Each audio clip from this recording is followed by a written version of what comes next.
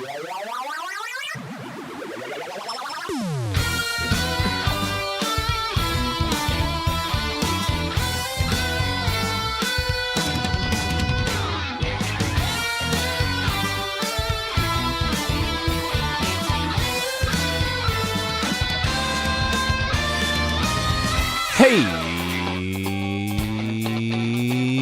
everybody, it's Tuesday, May 19th. Welcome to the Giant Bombcast, episode 941. I'm your host, Jan Ochoa. Joining me, as always, co-captain of the ship, ready to flip all the nunchaku, all the sticks connected with chains, flip them around his body and yours, Jeff Grubb. I would be happy to be a blunt force weapon guy. I don't need blades. Give me just things that hurt people. That's right. Speaking about someone that hurts people, he is Soul Brother number one. He'll make your liver quiver, your bladder splatter. He'll freeze your knees. The hardest working man in games media, Dan Reichert. That's me. Hello. Hi, I'm Dan. I put those smoked Cheez-Its in some tomato soup last night, and it was delightful, Jan. Well, I bet that's good. Speaking about delightful, and speaking about smoked, even though 420 was almost a month ago, the smoke is still out on the street, and he has nothing but a delightful demeanor constantly surrounding him. Jeff Bacalar. Oh my God, Jan, how can anyone predict who you're going to announce with these zigging and zagging? I mean, you just called Dan hardworking. I don't understand what's going on. I don't understand. You know how much Yoshi I played over the weekend? Oh, shit. That's hard working. The comment stands. I think you really threw me for a loop there, pal. But it's glad to be introduced that way. I'm glad to be here. I hope you're doing well, Jan. You look great. Thank you, guys. I think I'm gonna shave my head this week, just cause. All right, that's it. I wouldn't. Nah, I can't tell you what to do, but you got to lose a hair match. it's just just you showing off that you can grow it back. yeah, I want to be clear that I think it Yeah. upsets Bacalar and I greatly to have the hair and just shave it off for funsies. Jan, Well, I support it. Thank you. Yeah, he supports everything you do, which is great. That's lovely. It's nice. I guess that's what a friend does. I just can't be like that. Yeah, I can't support you in your journey. It's a slight at me. You're also these people who casually move their hair out of their eyes. I know you're doing that to piss me off. Speaking about pissing Jeff Bacalar off, he's pissing everyone off because he's the bird boy of games media, the giant bomb marathon man, Mike Minotti. Hello. I listened to the voicemail dump truck that I missed last week because I was Donkey Konging so much. You're talking about fight or flight. I want to be clear. I am a huge freezer. I am the most I'm going to freeze and will probably be the first one to die because of my inaction, right? Usually, and I'm definitely not fight, but I usually don't even have a chance to flight because I am freezing for so long in a crisis. I feel like you would be like the, gotta get out of here type of guy. Oh, No, Mike's right. I'm Mr. Yeah. Flight. I'm Mr. Flight. Yeah. Yes, I think these are all accurate. Yeah. Yeah. Yeah, we what the hell? We marked everyone. There's like a lawnmower noise going on. Like, Then Jan went away. Is Jan shaving his head on the podcast right Every other week, someone rips up a driveway by Jan's house. I don't know what it is. Well, Jan, you want to tell people about your plight of trying to fall asleep when you're not surrounded by street noise? Yeah. Was it actually quiet? You couldn't sleep? It was. Like crickets. We had a lovely little Airbnb. Shouts out to Andrew. Also, we'll get into more of that later. But Dan and I spent a lovely weekend in North Carolina, and it took me forever to fall asleep because it was too quiet outside. Yep, it was just like the woods basically, and some crickets, maybe some frogs. But Get a sound machine, Janny. Well, I Come felt on. incredibly Nature. uncomfortable because where's like the rattle of the subway? Where are the cars? Right. Where's You're addicted to the streets. I get it. Exactly. Yeah. Where's Marshall, the local neighbor, yelling about his wife leaving him for the fourth time today? oh wow, That doesn't. Someone's not actually throwing laundry out the window at their disgruntled spouse. You're not happy. You're not sleeping. Exactly. We're the two dogs making out behind the restaurant, sharing a noodle. Make out. Oh, those dogs, right? Yeah, there you go, Mikey. You More of a perv. peck. I don't know if I'd call that making out. I mean, Oh, they're making okay. out. All right. Yeah, for a Disney dogs dog can't movie. French kiss, right? And that's like important for the making out. I feel like And that's that's kind of all they can do, right? 'Cause it's Yeah, all I don't want to think about. I don't It's all want to think about this. outside. Do you know what French kissing is? Yeah, the tongue goes inside. They lick each other, but that's not French kissing. That's I'm more like sure there's a little overlap when dogs are French going Canadian at it. kissing, actually. That's Yeah. Canadian because they just lick each other's cheeks The inside or the outside? outside, like the dogs, Like the dogs do, and French Canadians. doggy apparently. style. No. Okay. Shit, man. Wow. Yeah, man. I only had one cup of coffee so far, and I'm definitely not ready to engage in a full podcast right now. Nah, me neither. How's everyone doing, huh? Mike? Oh, also, hey, congratulations to us for one year of independence. Yes. Yeah, Special absolutely. congratulations. Everyone start clapping and then put your hands in a circle because that's a round of applause for Mike Minotti, our own marathon man, for leading All the right, charge. Mikey. I did it. DK64. I played a video Mr. game. I did it. 101. Yeah. I don't want to throw the word hero around. No, it was fun. It was fun. I'm glad so many people showed up. You were all hanging out with me. We got lots of new premium members and YouTube memberships out there, so it's a good thing. Good time. We have to figure out something else to do next year. I'm already having dreams of Glover or Banjo-Tooie or something. It was fun. It was a lot of fun. Yes, so we did hit a couple incentives. One of those incentives being you, the folks at home, can vote on the next person to be blighted out of these 4 people, and you get to choose the game. So, right, you could choose Jeff Grubb, Jeff Backlar, Mike Minotti, or Dan Reichert. Additionally, we also hit a goal where we're going to be doing the Blart Club, folks, where we'll be doing a film at 40s over Paul Blart Mall Cop, cinematic masterpiece. Yes. Jan, What? I like you a lot, but I just got to call out that you kind of left yourself out of that list of people. You can vote for Jan. You can vote for Jan. I think I had a dream either last night or the night before that Jan won the Oh my vote, God, this is actually. what you're dreaming about, Mike? Yeah, he's dreaming We about are that such and different Glover. people. Like, Oh no! Am I going to be in a big hamburger helper glove? yeah, that'll be neat next year when I play Glover for the marathon. I thought about it already. Don't worry. Jan, I'm not That was gonna too lie. Good for you. You're probably going off at like plus 800, I think, for Yeah. Plus 800. Long odds. You have long odds. That's that. Yeah, you're You're good. unfavored for that. I mean, I think he's higher than he normally would be just because he is outside the usual blight rotation. Definitely. So, yeah, but let's be real here. I think-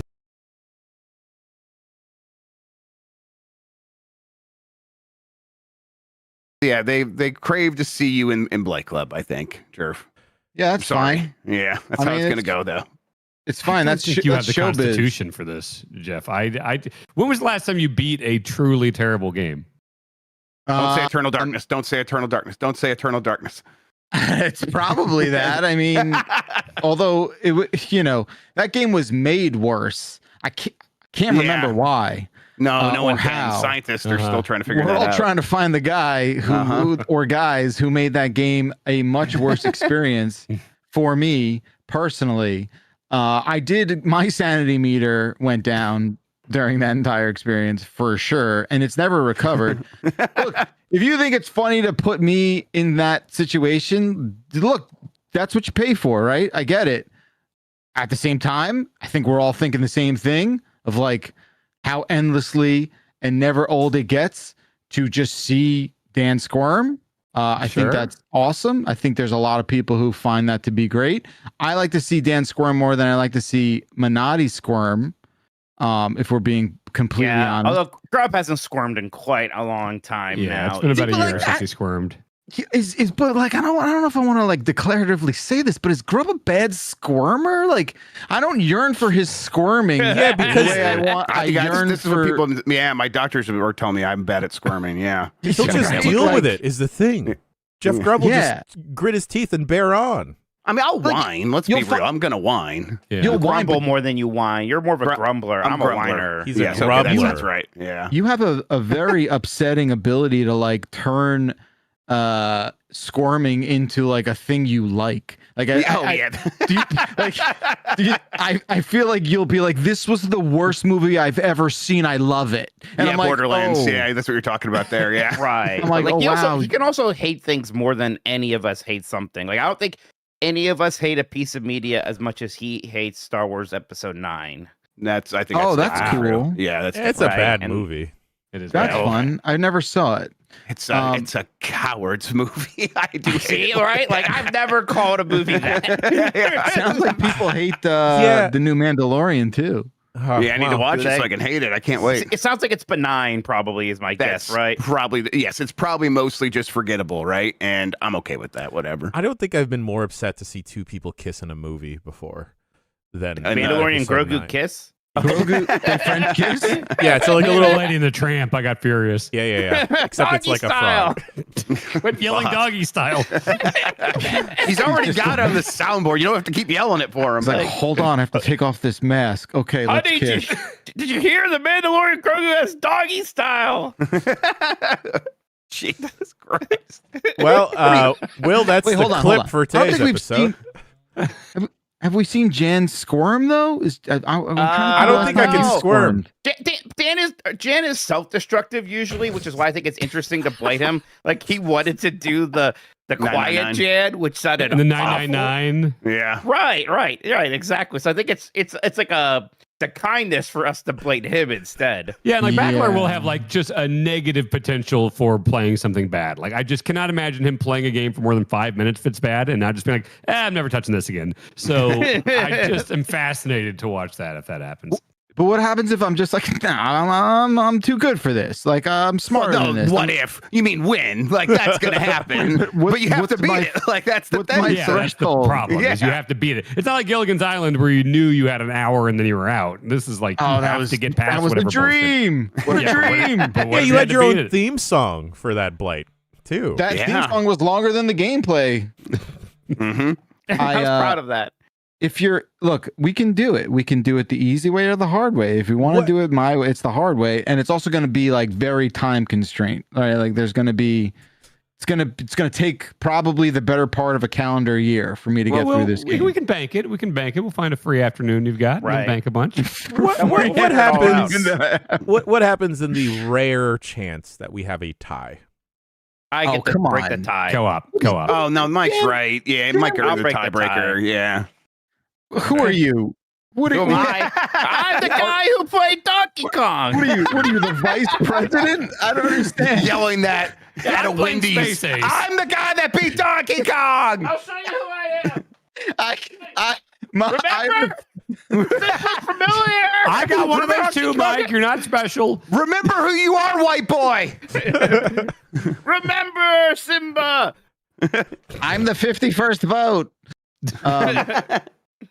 Yeah, all right, we'll figure it out. I'm not worried about a tie either, but let's see. Let's see how this goes. I think Mikey just desires to be in the costume now. I Yeah. think he doesn't You're know right. life outside. I'll tell you of it. what, as far as blade costumes go, or not just costumes, I guess, it's surprisingly comfortable. Not too Yeah, bad. you didn't. Yeah, there didn't seem like. I think you got a bit warm, but like we get warm in all the costumes. I get warm, so- but just didn't wear pants and I put the air on. It was fine. You cut a Oh. pee hole. Yeah, The you know, pee hole. ventilation.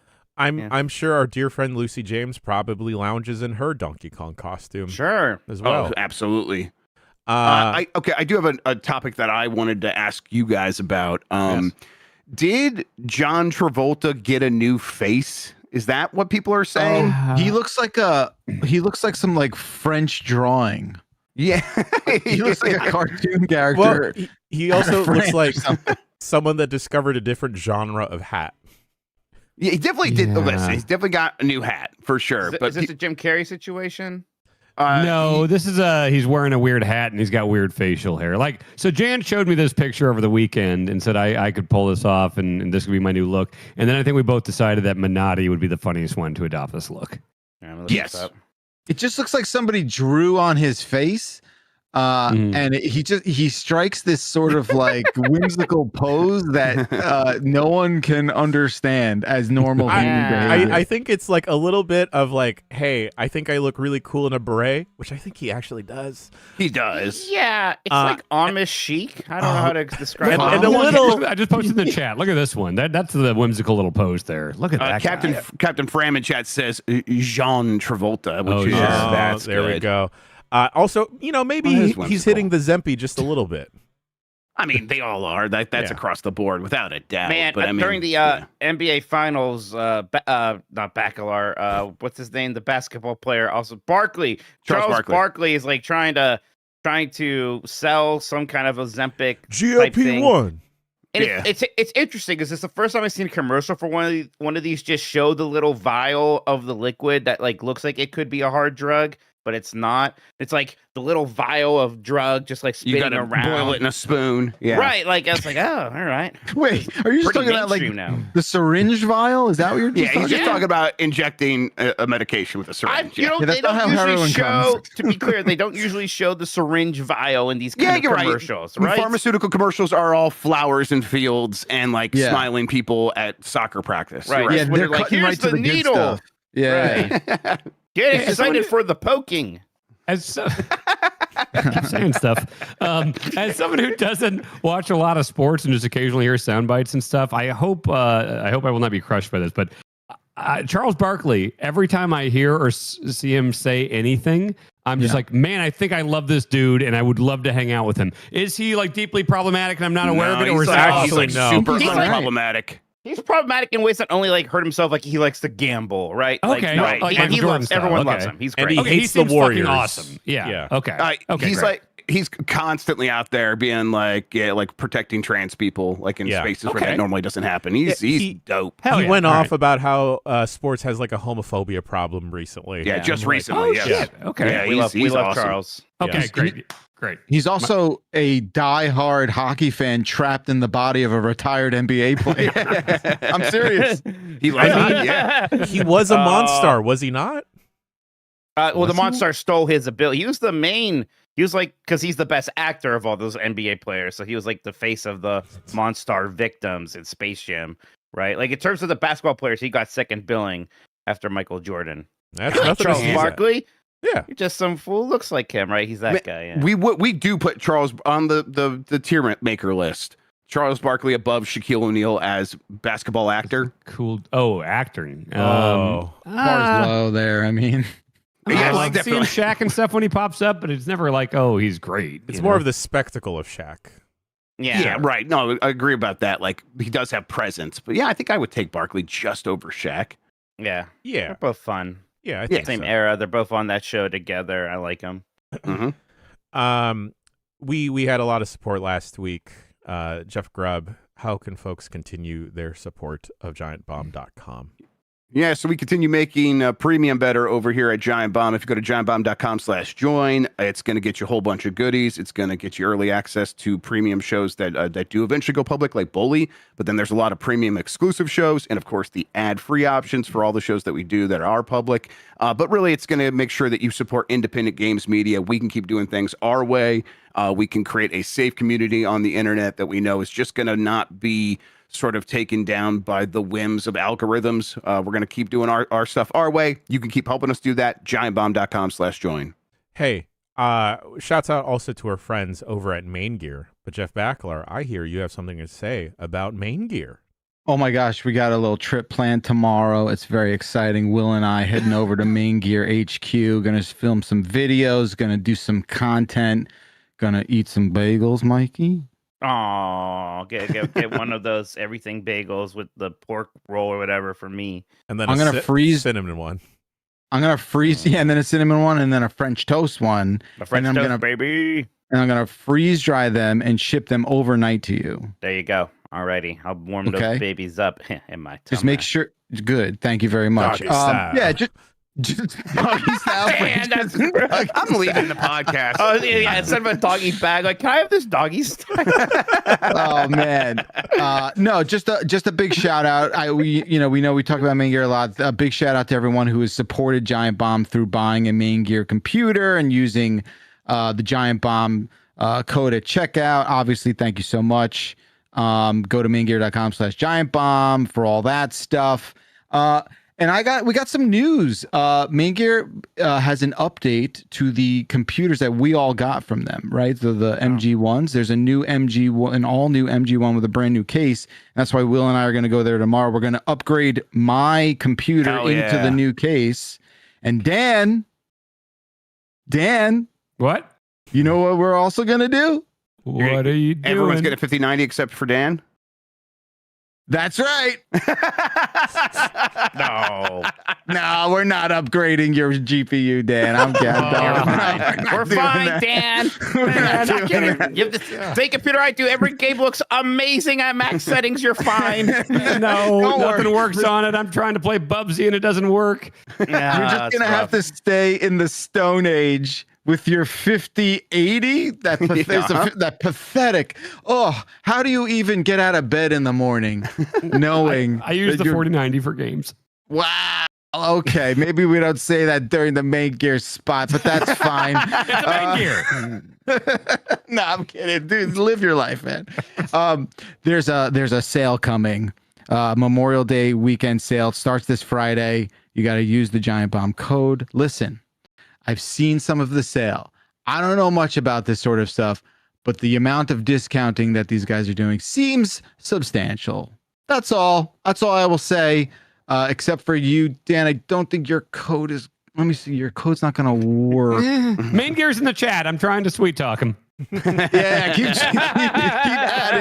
adding Main Gear. Main Gear says it's never going to happen, Dan. That's really funny. I was not expecting that. I finally know the joke. Don't ever give him.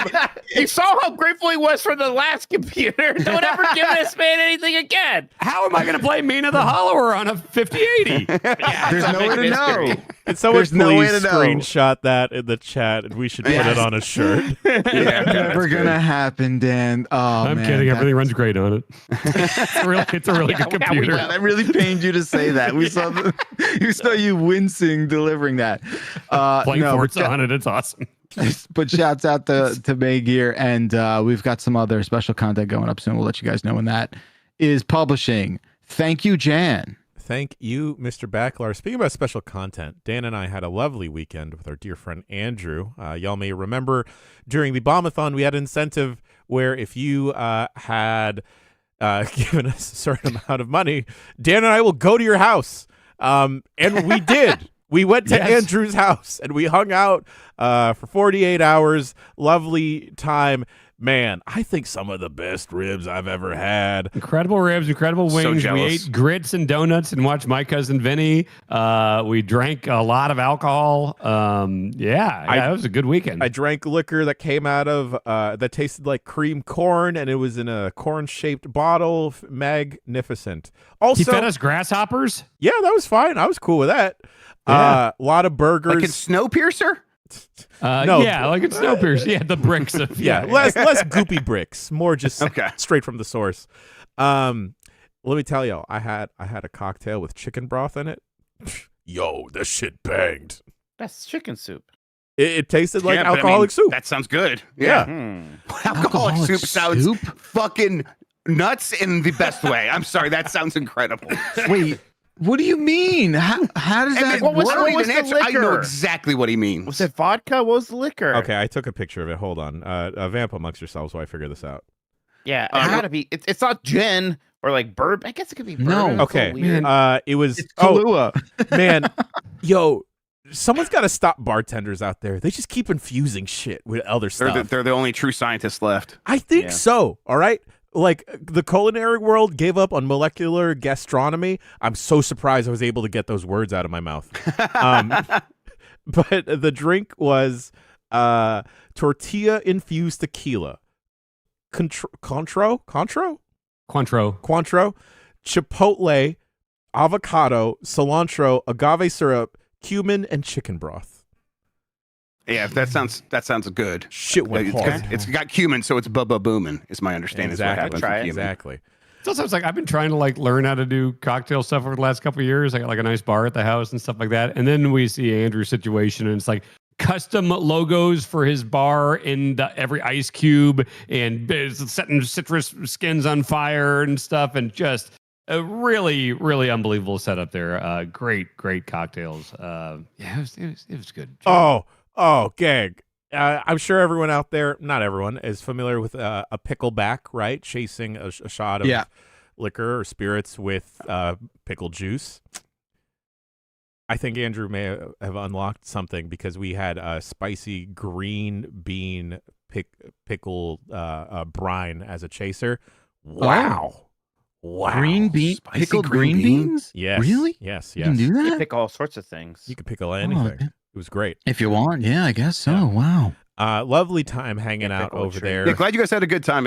I was super jealous seeing those pictures and hearing some of the stories. Glad you guys were able to do it. My Cousin Vinny's a good movie, turns out. Yes, it is. Yes. Yeah. Yep. Enjoyed it. Holy What was your Quite a bit. favorite moly. part? What was your favorite part?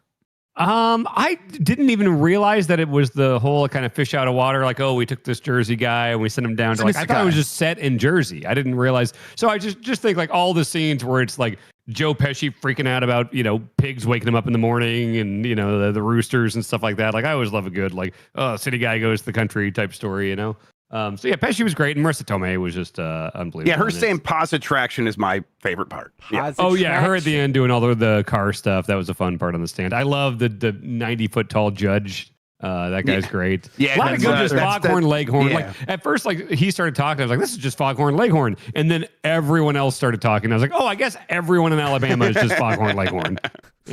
Yeah, I guess I've never been. Have I been? I don't know. It doesn't matter. But yes, I'm gonna assume that and not worry about the consequences. No, don't worry. Comments will be completely fair on that. And now I just desire grits a lot. Yeah. I just want. Yeah. 'em. I just want. What 'em. exactly is a grit? It's Is what I have. Ground up corn-based corn. thing. Yeah, I'm just doing the line from the movie, guys. You gotta play along. I thought everyone knew. When It's he's like- when he's asking that old lady how many fingers he's holding up, and the judge is like, "Let the record show he's holding up 2," and he's just like, "Your Honor, please." I lose it, man. It's the best, dude. It's Shouts the out best. to that movie and shouts out to Joe Pesci for giving every mid-ass dude hope. Yeah. No, I mean, you got to have a lot of swag. Come on. That's true. That's true. I was You looking at putting his the Karate Kid in jail. Come on.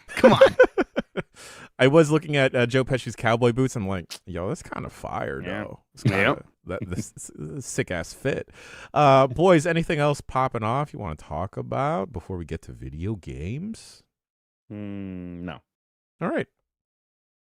There's always something. My but like, Godziller's broken. Pretend the game music is playing. Video games.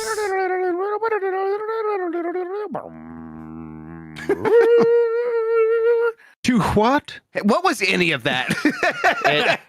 It became an Epcot thing. I'm sorry. Oh, Became okay. an Mike, did? just start yelling doggy style. I'm not your clown.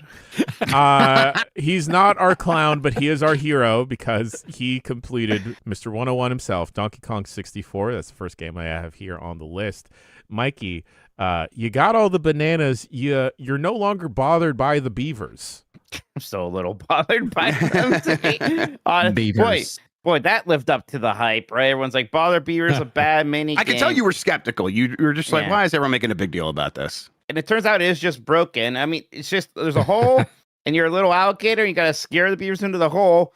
But when they go in the hole, 80% of the time they just stop and look at it, and it's like you just sort of have to play it enough to learn some of the weird, and not guarantees, but like, okay, if I come at them from the side and kind of wiggle my little alligator butt at them and kind of constantly like circle the drain to get them in, it was just. I have no idea why that mini game was broken. It was just It's straight just up a 60. broken. You just got to do a 60-degree angle. It's simple. Yeah, Yeah. It makes perfect sense. But boy, it's weird to go like in the course of 1 week go from Donkey Kong 64 being a game I barely ever engaged with to now I'm like I've seen everything, man. I'm intimate with that game. Right? Was You it know it carnally. ultimately kind of what you expected from the 101? Yeah, honestly, in some ways, not maybe quite as painful as I might have hoped. I guess I was surprised. It is just a me thing. I am not that bothered by the constant character swapping. I get why it annoys a lot of people, and it is I would definitely mark it as a flaw of the game. that's annoying to constantly be like, oh, I got to come back here as this character. I don't know what it was. Maybe because I was streaming it, so I kind of had this extra layer of entertainment of talking to people or something. But I was never that upset. Like, oh, I gotta go back to the character barrel and switch it up again. I get why there's a fan mod that just lets you switch characters wherever you want. And if that was an actual thing, it would have made it a better game for sure. But like some of the annoying stuff, I got through. It's honestly, the game falls short in just what it isn't. Like, it is so dependent on those mini games, right? That's a lot of the gameplay. And a lot of them just kind of are nothing or very easy or overly simple. Even like some like the stuff like unlock this banana. You're in a room and there's 6 buttons numbered 1 through 6. Guess what you do? You hit the buttons in order, right? And like there's not that much platforming for a 3D platformer. It really is more of a run around and kind of push this switch, open up that door, go in there and play a mini game. It's exploration. It's a literal Easter egg hunt. That's pretty good at being that. Like, it is fun to collect things still. I still felt good every time I got a banana or a battle badge or what have you. And there's a lot of personality in the game. I like all those stupid apes. I love their little idle animations. I like the little weird noises that they make, things like that. So like, yeah, it's a fine video game. Yeah, I think you ended up kind of where I expected for you, where you do have a higher tolerance, like you were saying, for a lot of that stuff. I think for me, it was always like, yeah, the hatred for it is a little overblown. That did become a little bit of a meme. It has always been a disappointing game, and I think it is still disappointing. Like going back to it today when I try to go back, but I don't like hate playing it. When I'm playing it, usually I'm having a pretty okay time until I get to some of that stuff that is like, God, this is just here to elongate the process or whatever. They didn't have the energy to design around some of these systems to make it as a little bit more seamless. I think in a lot of situations, they just don't make the decision that would make the game more fun a lot of the time. And I don't know, it was still really enjoyable watching you play. Kind of an ideal marathon game. I'll say, like, it was really ideal for that. Yeah. Right. In fact, like, I know I've talked about wanting to do other ones, but it is almost rough to think of something that's going to hit like Donkey Kong 64. This game has kind of weird reputation, and it is like specifically because it is annoying to 101% this game. There are so many things to collect, even for one of these. The fact that it takes 30 plus hours in-game time is kind of wild, right? And it's, it's really more than that for sure. So yeah, like Banjo-Tooie has a lot of stuff. Is it going to hit like that? Glover is also a meme game, but it's probably not as long. That's the thing. I literally just looked it up to be like, oh, maybe that's next year's thing. We mentioned it earlier, but it's like completionist is like average 8 hours to beat. And it's like, that's like a day, Yep, it's one day. Right. Yeah. Right. So, yeah, it's interesting. So yeah, it's great for that. It's a very N64 game, right? Oh, yes. I'll say that for sure. Yeah, kind of a quintessential one. Yes, I agree. I don't want to the yellow cartridge. It's fun. Very fun. Very fun. Reminds me of orange cassette tapes from Nickelodeon. Yeah. I don't want to take up too much time with this, but in our time hanging out with Andrew, we did play a couple games. One of those games being Donkey Kong. And guys, I get it. It's a good the original game, right? Donkey Kong, huh? The original Donkey Kong for the arcade. And I think it's awakened something in me where I want to get better at it. And that would rule. The King of Kong, Jan? Yes. We were talking about that a lot, the King of Kong thing. And like, I would love to see this, Jan, but I think what scares me about trying to get better is I played this game a million fucking times. Yeah. I had the NES one and was decent at it, but we're playing the arcade version. And it's like, I cannot for the life of me figure out how to predict if those fucking barrels are going to go down the ladders. And that's where you always die. It's like, oh shit, it went down. I didn't know it was going to go down. And I was like, I know there's a way to predict it or to manipulate it. So we look up on YouTube and it's like, here's a over 90-minute long video about just the first level. And it's like, okay, so on the 4th girder, this happens with this barrel. If you do this, and if you hold right when you're jumping left, and it's like, I didn't understand fucking any of it. So, Jan, God bless you if you want to go after it. It seems insane. Dan, you witnessed me do an insane maneuver in Donkey Kong where I think I jumped off the wall. Twice. So I think I've downloaded the info and I'm ready to apply it. I did wind up looking up barrel theory a lot, and I may have read a blog or two. and then thought of like, what if I just watch King of Kong again? What if I just get inspired? Yeah. I bet it holds up. I remember. Oh, I it think it does. holds I watched it a good. couple years ago. It's great. Funny Yeah. movie. Gosh. Yeah. But if I were to partake in it, would y'all suggest I go get a little arcade stick for that Jimmy Jam, or just stick with a controller? I mean, whatever you're most comfortable with, but I mean, If you don't plan on ever actually getting like an arcade board or like an actual cabinet, I think you could just stick with controller, keyboard, probably just play that thing on MAME or whatever people do. God, that thing's probably just Okay. played in the browser. And if you ever stream the process, we do have to call it Janky Kong. yeah, I think we Jimmy- have to. Bajanza. Oh, well, yeah, there is that. Yeah. Kongvert, yeah. perhaps. Okay, good. Longbird? Kongvert. Okay. And anyway, but yes, it turns out Donkey Kong, that original game, pretty cool. Good game. Good game. Yes, fantastic time. What else? You know what else is a pretty cool game that I've checked out? Mike has checked out, and Mr. Backlar has played. We have a quick look of this now on the site. I'm talking about Lego Batman: Legacy of the Dark Knight. Yeah, this is she? I'm like 2.5 hours in, so about like the About open the world stuff has opened up and get to ride around in the Batmobile. I've like been introduced to the Riddler. Yeah, I've been having a good time with this. It's so weird and interesting how they're like, let's take all the Batman movies and combine their plots into one, and then the game is going to look and play like the Arkham games with like the Lego stuff in there. So it's this interesting hodgepodge of a lot of things. And sometimes I'm like, did they hodge to podge? I don't know, but no.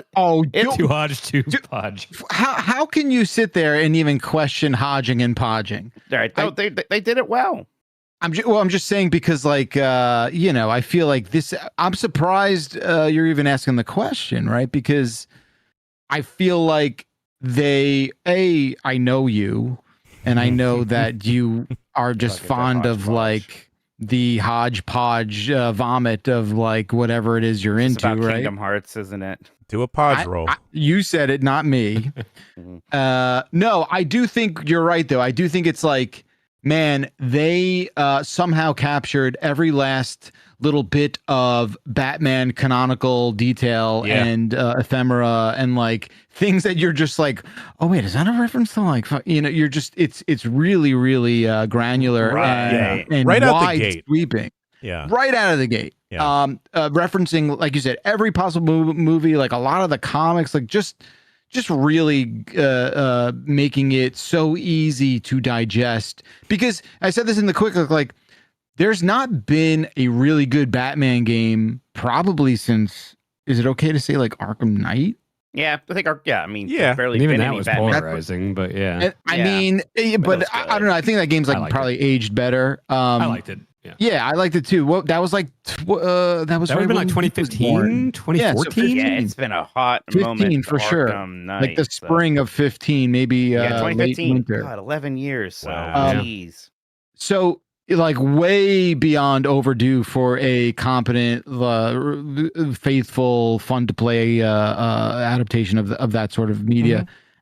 I'm really digging it. The quick look brings us to like the part where it opens up, and I didn't really appreciate just the kind of scale that it does open up with, because like you said, Mikey, you do have to do a bit of like 90 minutes of like Raj Al Ghuling before you Right, can. and I was like a little nervous because like these Lego games a lot of time, like, oh, these are really charming and cute and pretty fun. I'm also kind of bored, right? Like the gameplay is usually not that deep, and they're doing it. It all plays like Arkham Light. Like you have the combo system. There's a little bit of that sneaking around stuff, but it's not quite as in depth. But then once I got to the open world and it opened up, I'm like, okay, that felt better. There's still parts where I'm like, oh, I almost wish they went full Arkham, because you have the grappling hooks. You can grapple everywhere, but you can't glide. I don't know. Maybe I get that later, right? Yeah, But I that's what I can't was do the thinking, grapple flying, which was a big appeal of Arkham City and Arkham Knight to me. It's got a little bit of some grapple hook action. It's not bad. Yeah, it's heavy on the grappling, right? I mean, that's definitely like all sorts of grappling. Like that combo Arkham system is mostly there, and that feels pretty fun. and it's a little more generous, probably, right? Sure, yeah. Like I'm playing on their kind of medium mode, and I mean, it's still a Lego game. I absolutely do get that. for sure. Good. And for me, like that's the thing, right? Like I play, I was saying I played so many of these Lego games in the last 10 years just because I had a child, and they're so long, and they kind of outstay their welcome a little bit for me, just in terms of like variety of gameplay and all that kind of stuff. And I do think there is what appears to be a longer leash here because of the style and the kind of like, more of an ambitious sort of spin and kind of take on the whole thing. And I think that's going to give it a little bit more of a sort of welcoming kind of reception, time period before I would bounce off something like this. But I think, I was playing again last night. Like, I think I'm going to see it all the way through, especially with the co-op and what it could do with Disney and stuff. Like, the writing in it is also very funny. Like it's good. Yeah. You're in store for like a certain type of humor when you go to into a Lego game, and now I've always felt a little bit back and forth when they started adding voices to the Lego games. Sure, I kind of miss when it was all pantomimed too, a little bit. But it sounds like they use some familiar talent from other Batman games, or I think some of the other Lego Batman animated stuff. So that's neat. I also just love. It's just so stupid, like the slapstick humor, and like and I just love that this game is another medium for seeing Bruce's parents die. Yeah, we do They're that. doing like a Lego way where it's like slip on a brick or something. They're short still, but like it's still Legofied. Still pretty tame. I mean, and then instead of like pearls falling, it's like the little like circular bricks. Yeah. Like a lot of times the Lego games are almost more of a sensible chuckle than like a hearty laugh, but there are like some funny moments, like when you're Batman again, you're going back to like that well and into the cave again for the first time with Alfred to like set up your base. Like Alfred's like, oh, remember what your dad said to you when you fell in here, Master Bruce? He's like, yeah. He said, why do we fall, Bruce? No, he said, don't go messing around by that well again. There's a lot of fun stuff there for sure. Yeah, I'm curious because Kayla's coming to town this weekend. I was trying to think something to play with her, and like this comes out like the day she's coming to town. And so co-op wise, like. Is it Robin? Is it two Batmans? What is the? It depends, because like at first when you're doing the kind of Ra's al Ghul stuff, it's Talia. Then after that, for like the first major section where it's largely Batman Begins, it's Gordon, right? Okay. And I imagine it will become Robin, because it is still sort of chapter based, right? Even once you get to the open world. But I mean, like, if Kayla is playing the second character, will she just like, oh, I'm boring ass Gordon, or does he have? They give Gordon something. Now, look, it's not going to be right away, Yeah, and eventually, he gets the hook. It's fine. I mean, look, everybody would rather be Batman. I think. Can you swap on the fly? Like, if I'm Batman, can I be like, hey, you can be Batman for the next 30 or something? Yeah. Oh, I wonder. I'm sure you can do it. I would assume in single player, you just hit down on the D-pad. Yeah. Okay. Yeah. I like this new kind of, for a while they're making a ton of these games. It was almost too much. I like this now where each of the kind of franchises gets the one big definitive one. Yeah. We did that with Star Wars. Now we have this. I kind of hope Lord of the Rings will be the next one. I bet it's Harry Potter. I'm just saying it probably will be. But yeah, this has been just incredibly well done. Like in terms of making this kind of game about as good a job as I can imagine. They should do a Lego James Bond. I know that we're getting First Light soon, but they should do Lego James Bond. That'd be stupid and funny. Speaking about games that may be targeted towards children, Dan Reichert has a review now on the website for a game that still continues to baffle me and why it exists. But we have Yoshi and the Mysterious Book. What baffles you? Like, why? It's Yoshi. He's beloved. I know that. But hell did you say, Jan? You hate Yoshi? Jan, fuck you. Yeah, he's got his Yoshi thing. I got the Yoshi thing right here. I'm just like, why is he got to read for? Why is he alive? Have you played Yoshi's Island? Yes, you guys made me play it, right? Yeah, you did that recently. Yeah. Yoshi's great. What's your problem? I don't have a problem with Yoshi. I'm just like, this is an odd choice for Nintendo. Why are we doing this? I actually throw Kirby in the well and kill him forever before Yoshi any day of the week. I don't know about Kirby. that. Yeah, don't kill Kirby. Okay. This is I said in the review, which I gave 4 out of 5 stars. It is like, I feel like ever since Yoshi's Island, Super Mario World 2, it has been a lot of weird experiments, whether it's like, touch and go or topsy-turvy, like motion or tap stuff or whatever, or it's just been Yoshi's Island, but worse. And like, I've been feeling that way ever since like Yoshi's Story I was so excited about because it's like, oh, hell yeah, I love Yoshi's Island. And Yoshi's Story is a dumb game for babies. And then, Yoshi's New Island, Yoshi's Island DS. It's just like, I stopped getting excited about Yoshi games because of this long lineage of disappointing ones. This is probably the best case scenario, I think, for this, where it's like, let's just do a totally different thing. And it's not trying to be just like another platformer. It's not trying to like ape any other, existing kind of 2D side scroller thing. You have the same abilities. You're throwing eggs, you're eating enemies, you're butt stomping, all that stuff. But it's all in the service of like solving puzzles almost more than it is platforming challenges. Like you're not dying. If you fall in a hole, it just kind of like brings you back up to where you fell down. And they're not even like platforming puzzles, right?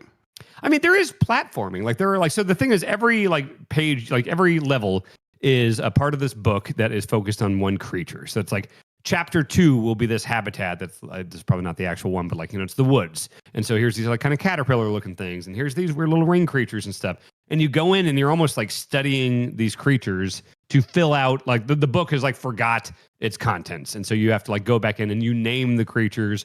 And so like every time you run into a new creature, it's like kind of the same thing where it's like, all right, I'm going to try to lick it. And then it'll like, sometimes that'll do something and you'll get like a little objective for that. And then it's like, oh, you try to eat it. You try to pick it up. You try to stomp on it. You're just kind of like poking and prodding at everything and seeing what it does. And sometimes it's a thing that hops on your back and it's a flower that like blooms other flowers. Sometimes it is like a jellyfish thing filled with water on your back that you can use as like a jetpack. Some of them feel like it's almost like minecart type levels from Donkey Kong where it's like there's a skateboard, surfboard looking thing with eyes. And it's like you're kind of riding waves and stuff like that and collecting, 5 or 6 of these collectibles. So like there's a huge variety. And every time you go into a level, you don't really know what that interaction with the character is going to be. So I think that is a huge part of the fun of this. It's just every time going in, just like, it's not like I'm just going to run from left to right and avoid enemies and jump over pits. It's like, I got to find this thing. It's almost like you're hunting it. It's almost like a Pokemon Snap's not the right reference, but you know what I mean? Where it's just like, I'm just going to poke and prod at this thing and see how I can interact with it. I mean, is it a bug stacks like?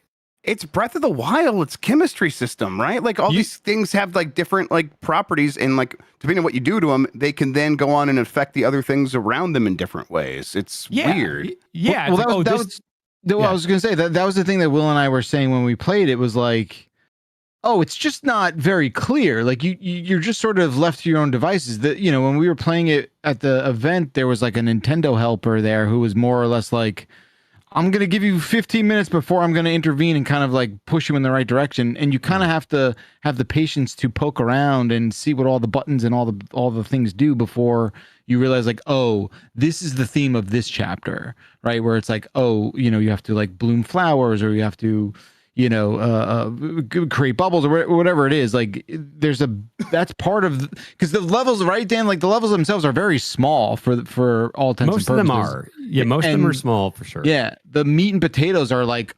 unpacking the kind of language that each level in chapter is sort of speaking. And to that point, it's like you don't even really know going in what the ultimate objective is. Because as you're going around and you're poking and prodding, you're getting all these like sub-objectives and you're earning stars and you're collecting flowers and stuff for that. But like to beat each level, there's just kind of like a question mark final thing. It's not, you get to the right and you go through a goalpost or you beat a boss or something. It's not like that. It's like, okay, this character at the top of a tree is sad because they don't have this item or whatever. And so you eventually have to like find a way to utilize these creatures and stuff to bring whatever the thing they want to them, and then it's like you'll get a big kind of goal thing that you can choose to end and back out, or you can stay in the level and try to find more objectives and stuff like that. Like if you want to like complete something, I would imagine for kids this would be super fun because it's not incredibly difficult to beat each level. But there are so many little sub-objectives and flowers and things to find here. And just combined with the inherent low stakes of everything, I think it just would be a very fun one to fill out the entirety of the book, Yeah, I'm curious. I've like been so skeptical about this, and almost up until now, I'm like, I don't know if I'm even going to play this one. I'm like, I guess I need to probably at least try this thing. I'll say that, like, when I started it, I was like kind of thinking it was going to be more like I would feel about it the way I kind of feel about Yoshi's Story, where it's like, or like a Kirby's Epic Yarn, where it's like, all right, this is very charming, love the art style. This is a little too simplistic for me or whatever. But especially like as you get later in the game, like there's a first set of credits and then there is like a substantial amount of stuff that opens up. And as I got further into that, it's like, oh man, we've got some ideas here. Like there are some levels that are wildly different than anything I've seen in one of these types of games before. So yeah, there's the variety keeps up throughout, and if anything, just made me like it more and more as I kept going.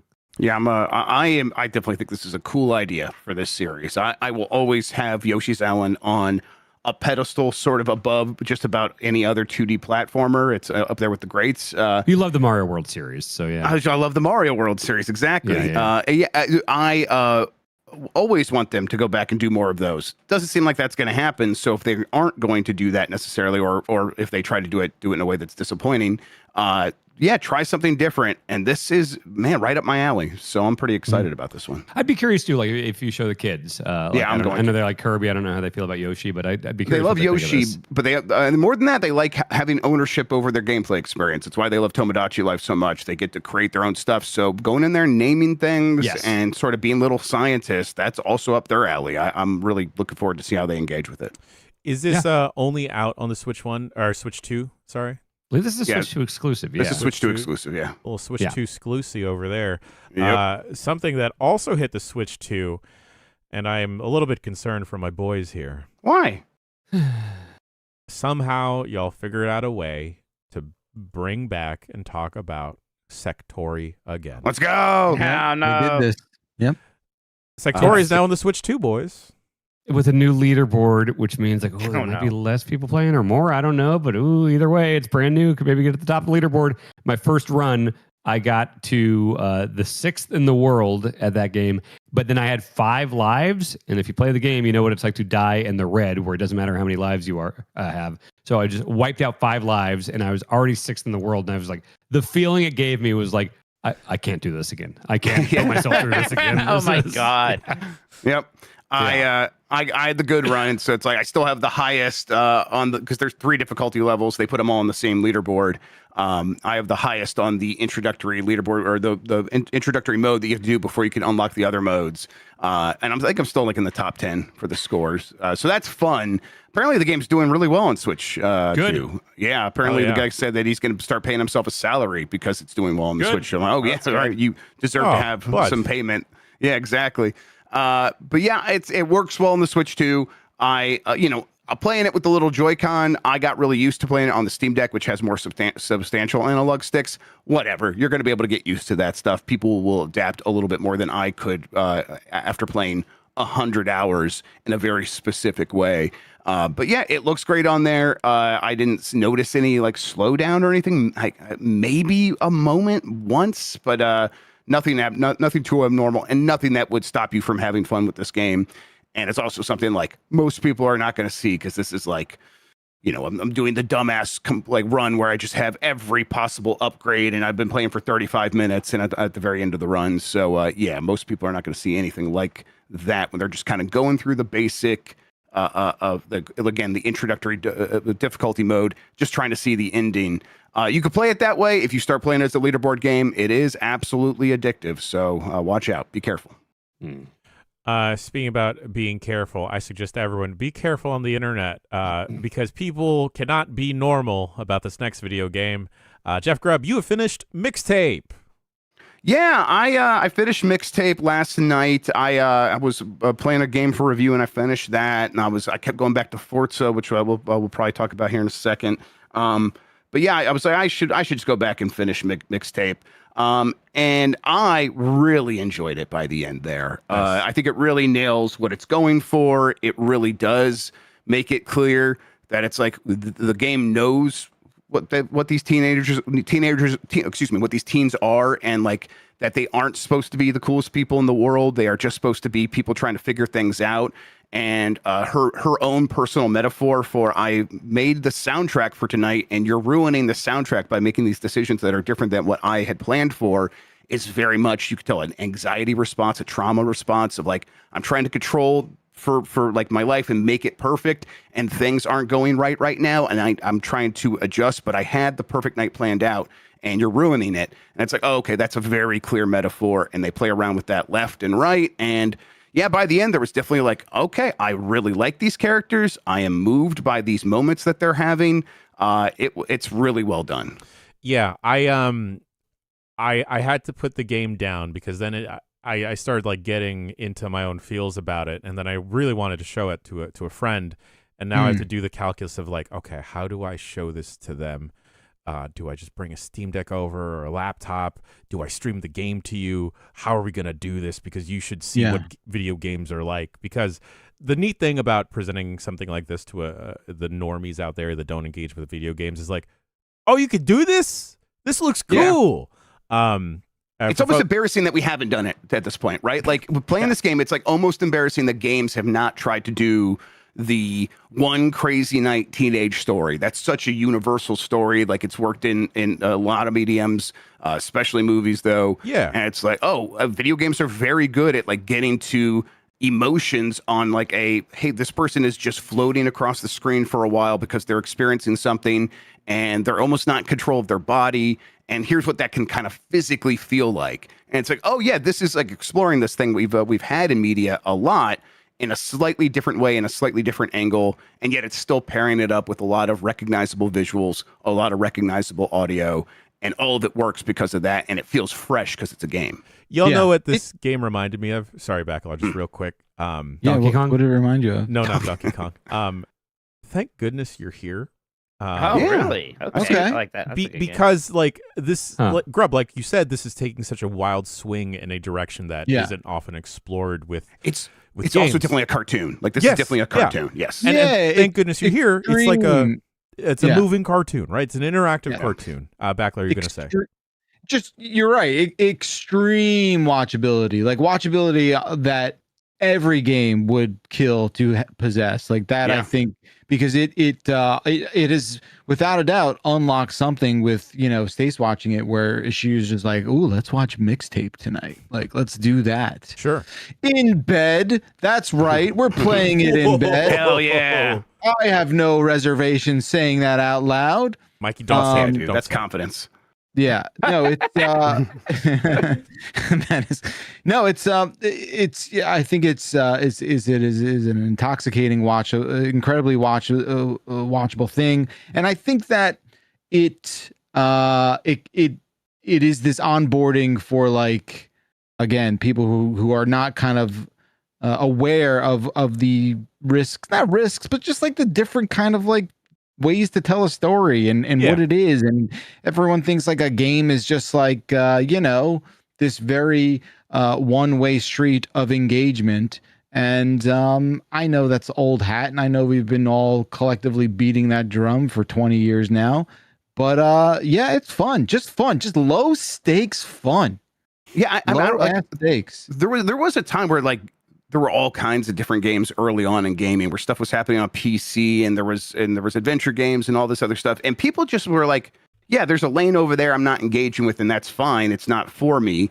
And I just think recently the reaction to stuff like this, when it's like, this is a game that's not for me and I need to destroy it, it's coming from this place of like anxiety about gaming overall, where I think like, people feel like it's under threat because if you are not financially feasible, then this stuff is going to go away because it's going to get subsumed by free to play or all this other stuff that's like it's going to get subsumed by the Fortnites of the world or the Robloxes. And people are right to have that fear. Like that is what's happening to gaming.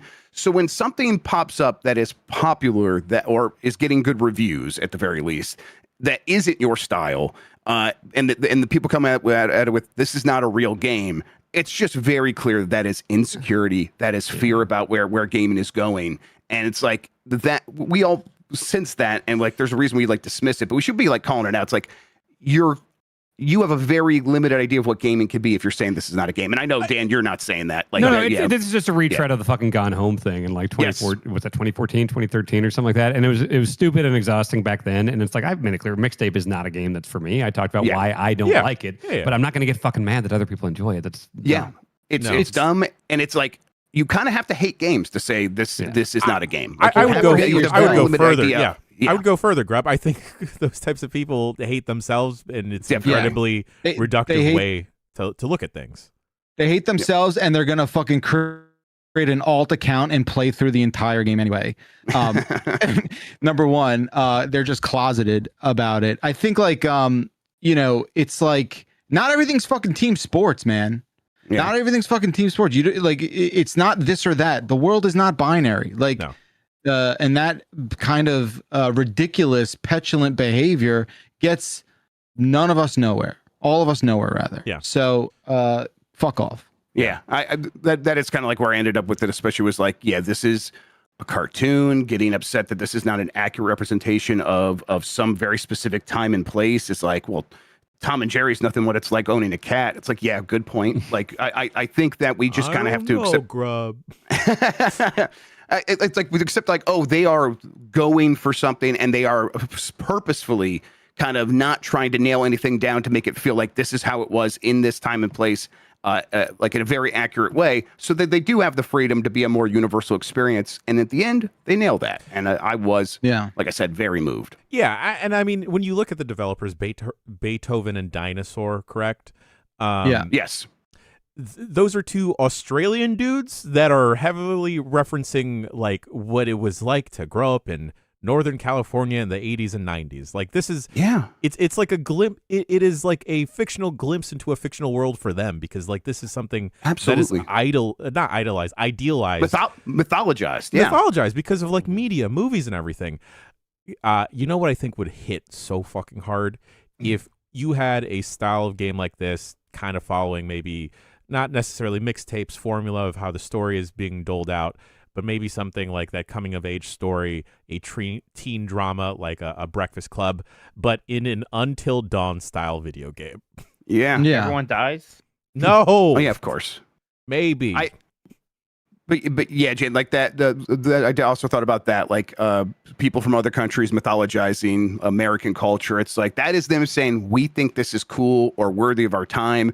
And then also freaking out about like, oh, this is not an accurate representation of that, is kind of screaming back, we're insecure and we're not as cool as you think we are. And it's like, come on, everyone, just relax. It's okay. If if it's not for you, that's the position to have. Move on with your life. And if you have criticisms, definitely state that. But it's I think a lot of it was getting it wrong from these people who are losing their mind on Twitter, which again, we don't have to like make everything about them, but sure.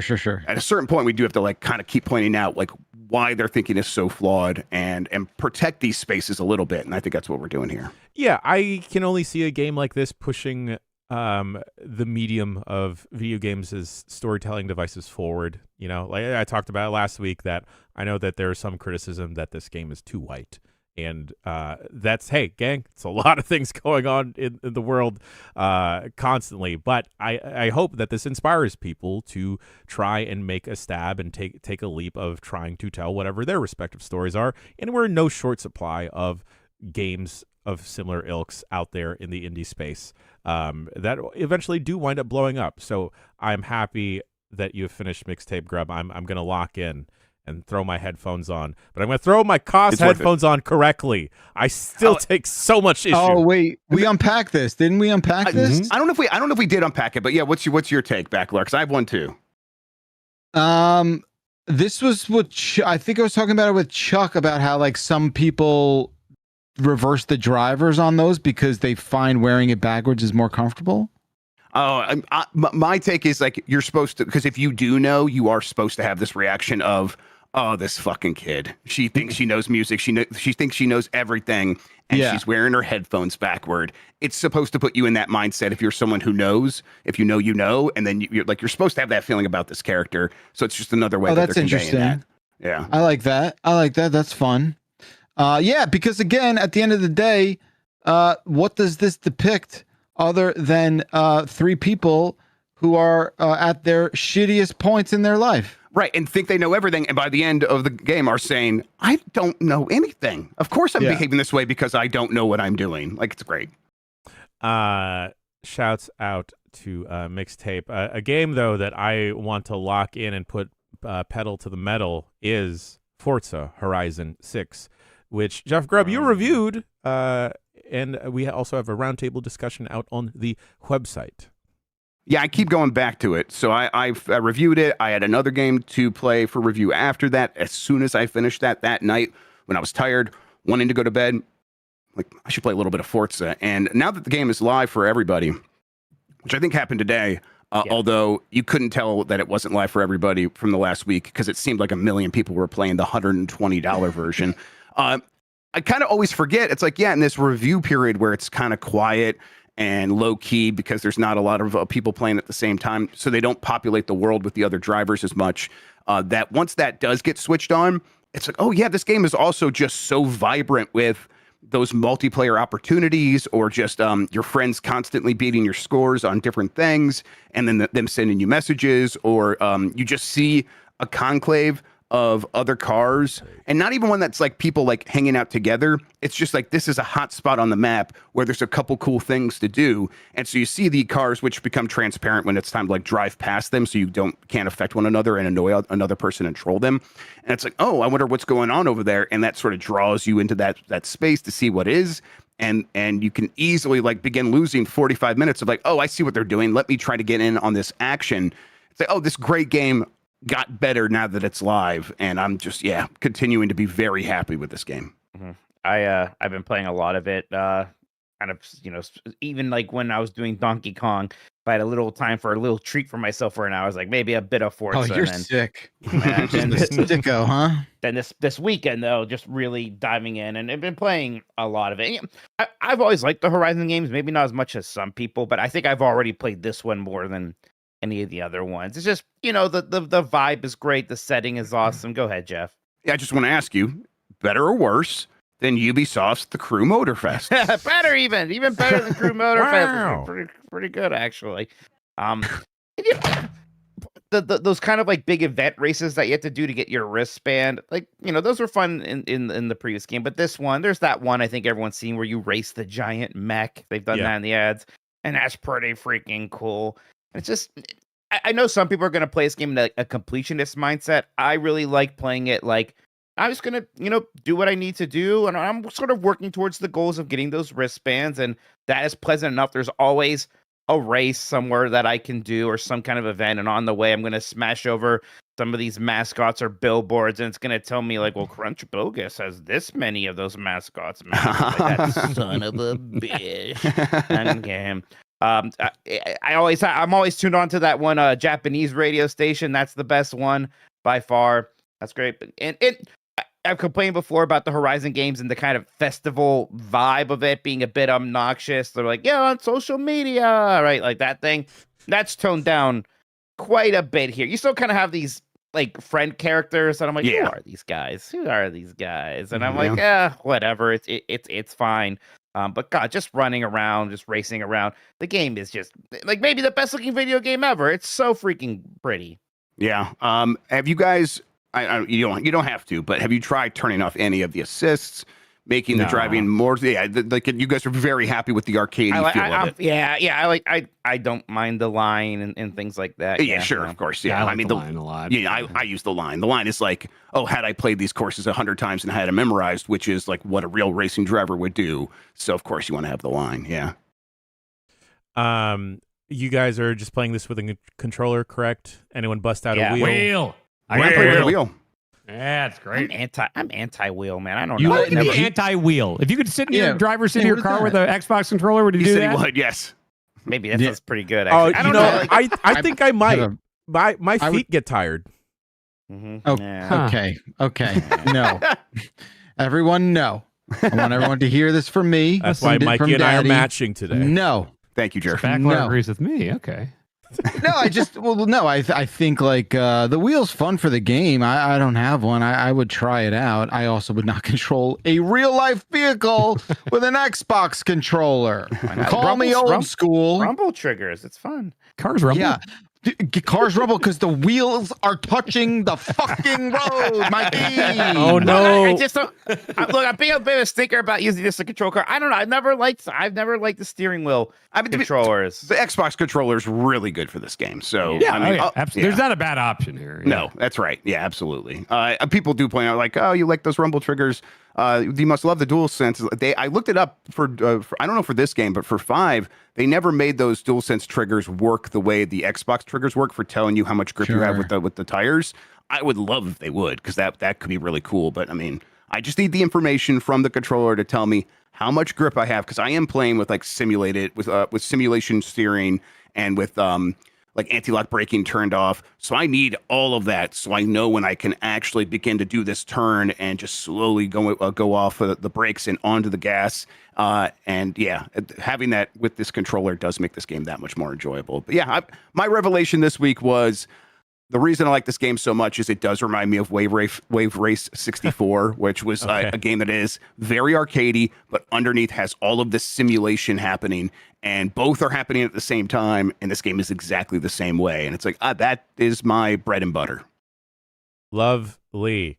Folks, I think that about does it for our first segment here. We've talked a lot about video games, and we'll get to the news right after this bricky break. We'll see you on the other side. Stay tuned, cuties out there.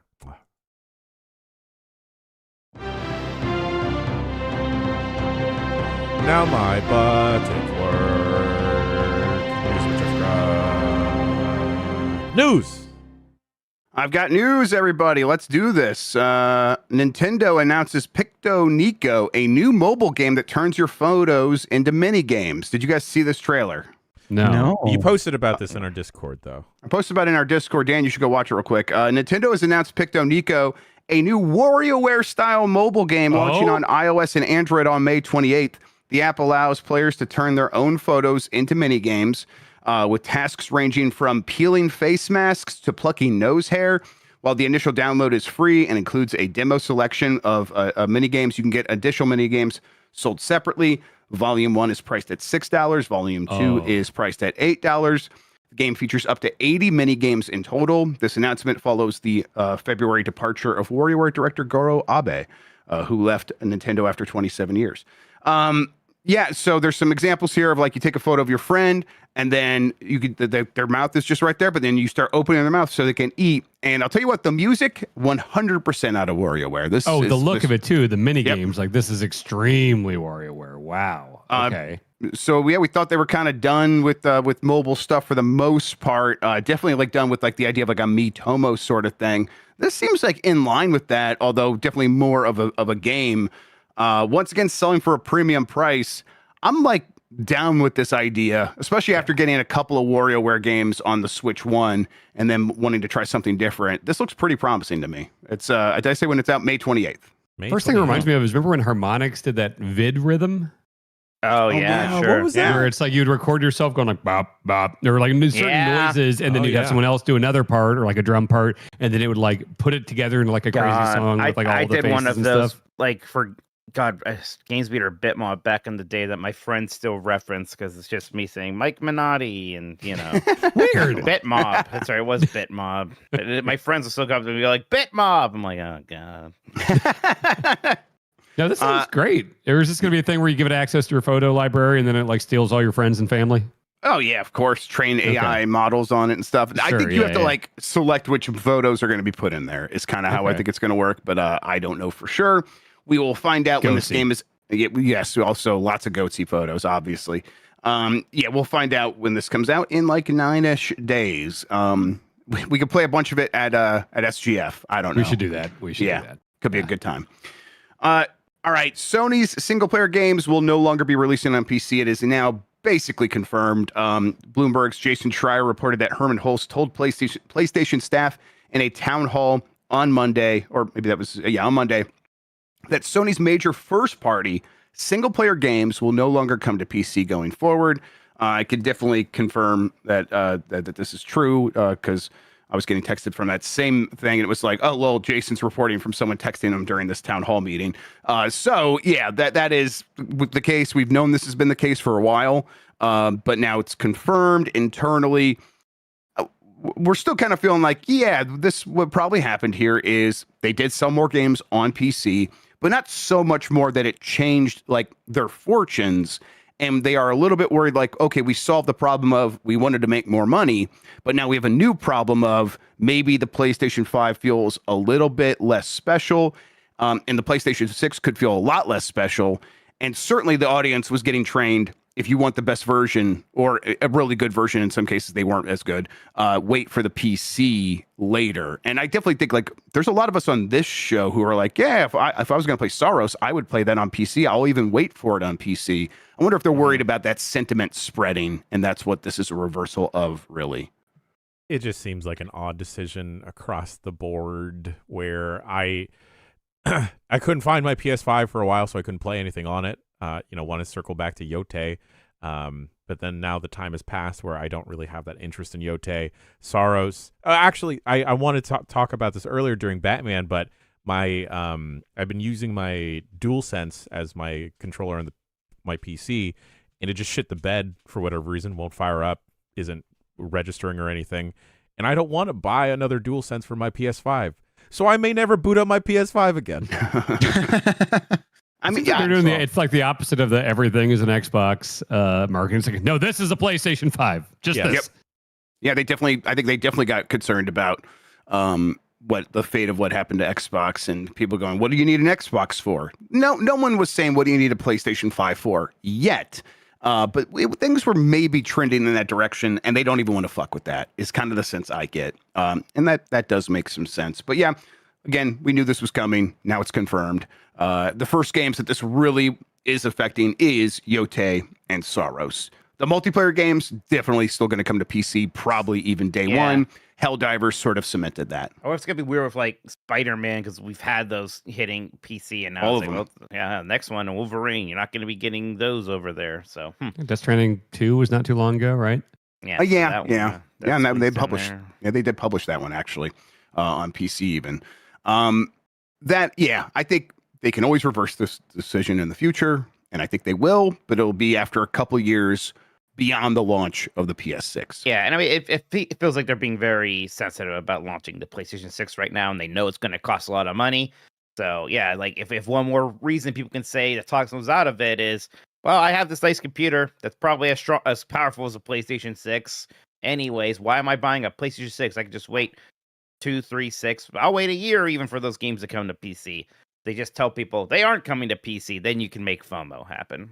Exactly. Make FOMO happen is a huge business model. All right, let's see. PlayStation Plus price hikes happened for new subscribers.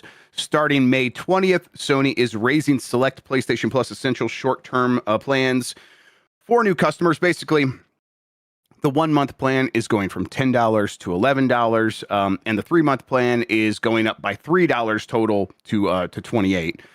So $1 a month across the board, basically. Not huge, but people were definitely like responding to this with, oh my God, does everything have to go up in price constantly with you, Sony? And it's not just Sony, it's everyone. But Sony, I think, getting a little bit shellacked for this because they are seen as the default, and they are seen as having people locked into their ecosystem in a really strong way. So they're taking advantage of that. And of course, I'll remind people, the CFO, Lynn Tao, I think is her name, said in February, like, that's exactly the strategy. It is, hey, memory prices are going up. We are going to offset that by monetizing our installed base. That means making more money, nickel and diming everybody. Oh, fine. And that's what this stuff looks like. And everyone's going, okay, so we're the most loyal. We show up for everything. We buy everything. And we are getting punished with higher prices constantly because you know that you can get away with that with us. We are starting to notice that eventually that piles up enough and falls over a cliff for them, but it's not happened yet. GTA 6 is still coming. They still have a lot of slack that they're working with. Are they at risk of, I don't know what, like, are they at risk of anything happening here on the other shoe dropping? It's just maybe public sentiment, right? Where like people are feeling burned. Yeah. And it's going to take one big flop, right?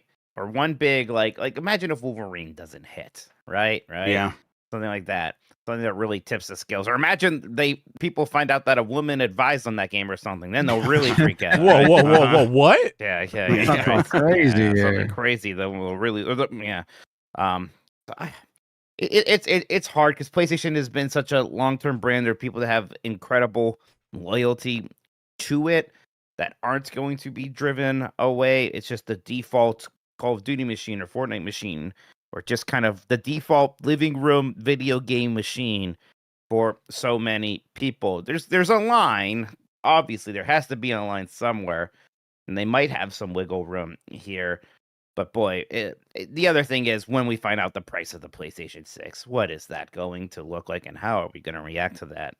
Nothing under $700, right, for PlayStation 6? Oh God, no. No. No. I'm gonna say I can't $750. imagine. Yeah, I mean, if they can get that. away with $750, right? That's like Yeah. that. Even that feels like a little bit of a steal at this I'm point. like, I'm almost shocked if it's below 800 at this point. Yeah. Yeah, they it's luxury items is what they're turning into. Yeah, go ahead, Jan. And I hate that aspect, just because it's a fun hobby. They're toys to play with.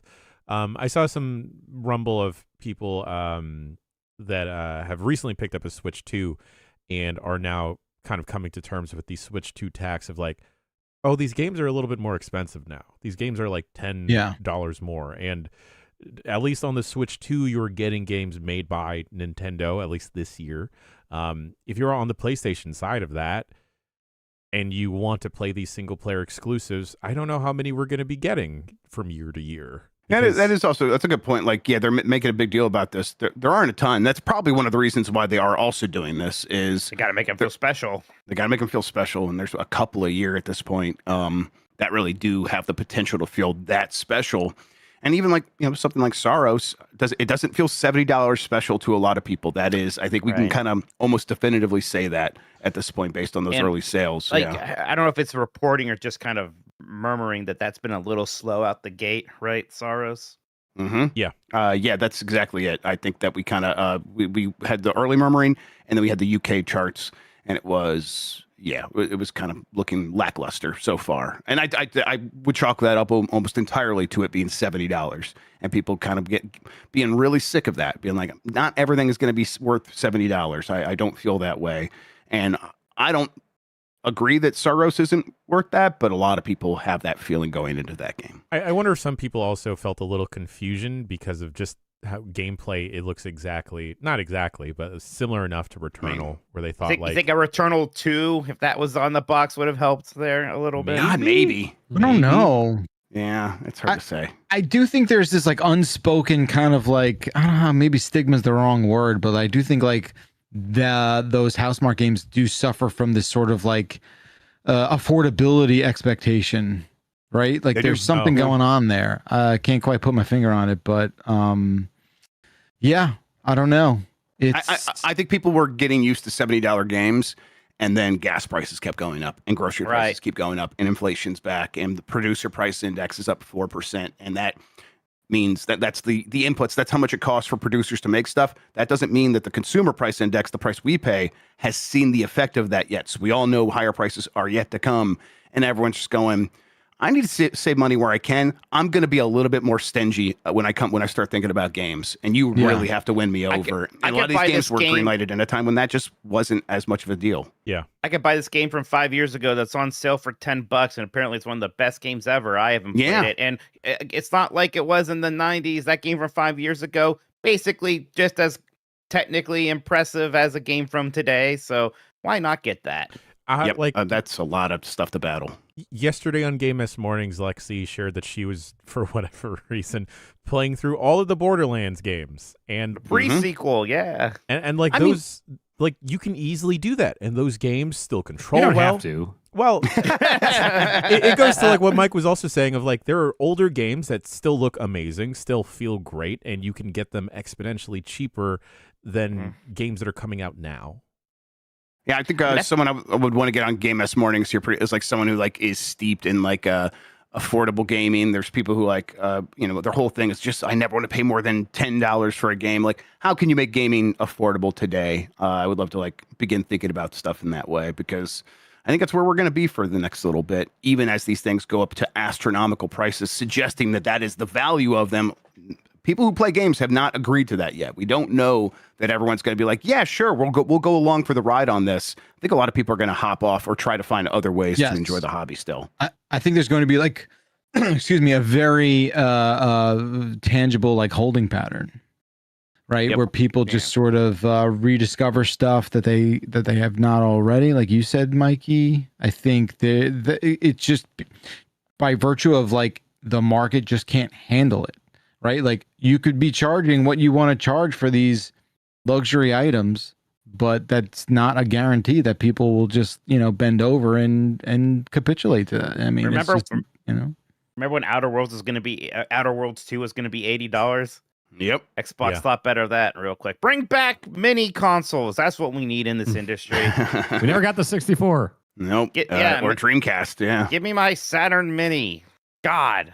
Well, but like Marino points this out in chat and says, or you could play Crimson Desert for 200 plus hours over the course of 2 months, or is that just me? But that's not just you, that's Marino. No, that's a lot of for people. a lot of people. You know, that game came along with that promise right at a time when a lot of people are really feeling this, and it's that sentiment is only increased. So yeah, I think that is why games like that really do work for people. Is they just like, hey, I can play this one thing, and I don't have to worry about what's happening with all these other games and all these other prices. I got my money spent on this thing, and it's going to deliver entertainment for months. And if you're playing a game like Crimson Desert or Red Dead Redemption 2 on PC, there's like a different level of mod support that you can engage with that like will just revitalize the game. Grubb, you were playing Starfield with a Star Wars mod. That changed the game up completely. So, and I didn't pay $1 for any of that. Like, it's a whole new game. Yep, it's crazy. All right, and all that conversation, $1. That's how much they're raising the price. Now, $1 per month. That stuff does add up, but Sony definitely feeling a little bit of a like, God. I mean, we need to raise prices because we have investors to keep happy, and everyone's like, at a certain point, you're gonna have to turn away from them and be like, look, we are just gonna make a little bit less money because things are more expensive. We got to keep the audience happy, but they don't feel that right now because Grand Theft Auto 6 and PlayStation does not have any real competition. Even if they did, I don't think any of these companies feel like they're competing with each other. They are competing to make as much money, as much profit as possible in their macroeconomic environment, and they're still competing with anything that's distracting people like TikTok and all that. That's how you get Nintendo still making mobile games in 2026. Yep. But like the silly thing is, I do feel like their direct competitor has always been. Well, now it's been short form video with TikTok and other social media, but especially with like movies, TV shows, and with the price of the streaming services constantly going up and up. I got hit with a bill for one of them. I'm like, do I really need to see these shows? Do I really need to follow this? I would take that as an opportunity for something like PlayStation Plus of like, you know what, let's try and lower it by $1. Let's be the place where people can wind up feeling okay about spending their dollars because it's at least marginally cheaper, and then hopefully get more people in the net. But all right, let's shift over to Grand Theft Auto 6. There was a lot of smoke around pre-orders because Best Buy sent out a message to their affiliate marketers, which are these people like, I'll point to Wario64 as the one that everyone's going to know. These are guys that like have relationships with these big retailers, and the retailers are like, hey, tell people about this. And that's why you see like the hashtag ad and a lot of his stuff. He gets a little bit of a cut when he sends you to a business to buy something. Well, that is that is an official sort of thing. And a lot of that stuff is communicated through these messages from the company. And Best Buy said that on May 18th, Grand Theft Auto 6's pre-orders will go up, and then that will continue through a sort of an affiliate promo event through May 21st. Now, you may notice that today is May 19th, and this did not happen. I think you could probably safely assume that means it's not going to happen. But hey, that Take-Two earnings report is still supposed to happen this week, so maybe they will talk about this game in some way before that. My understanding is like, I don't know for sure. Things can change. I'm hearing we probably don't see that game in any real way until July. So we're going to get well past Summer Game Fest before we hear from Grand Theft Auto 6 again. So seems like that was a mistake on Best Buy's part is how it's being framed now. Other retailers are being like, yeah, Best Buy just made a mistake. That was never the case. So yeah.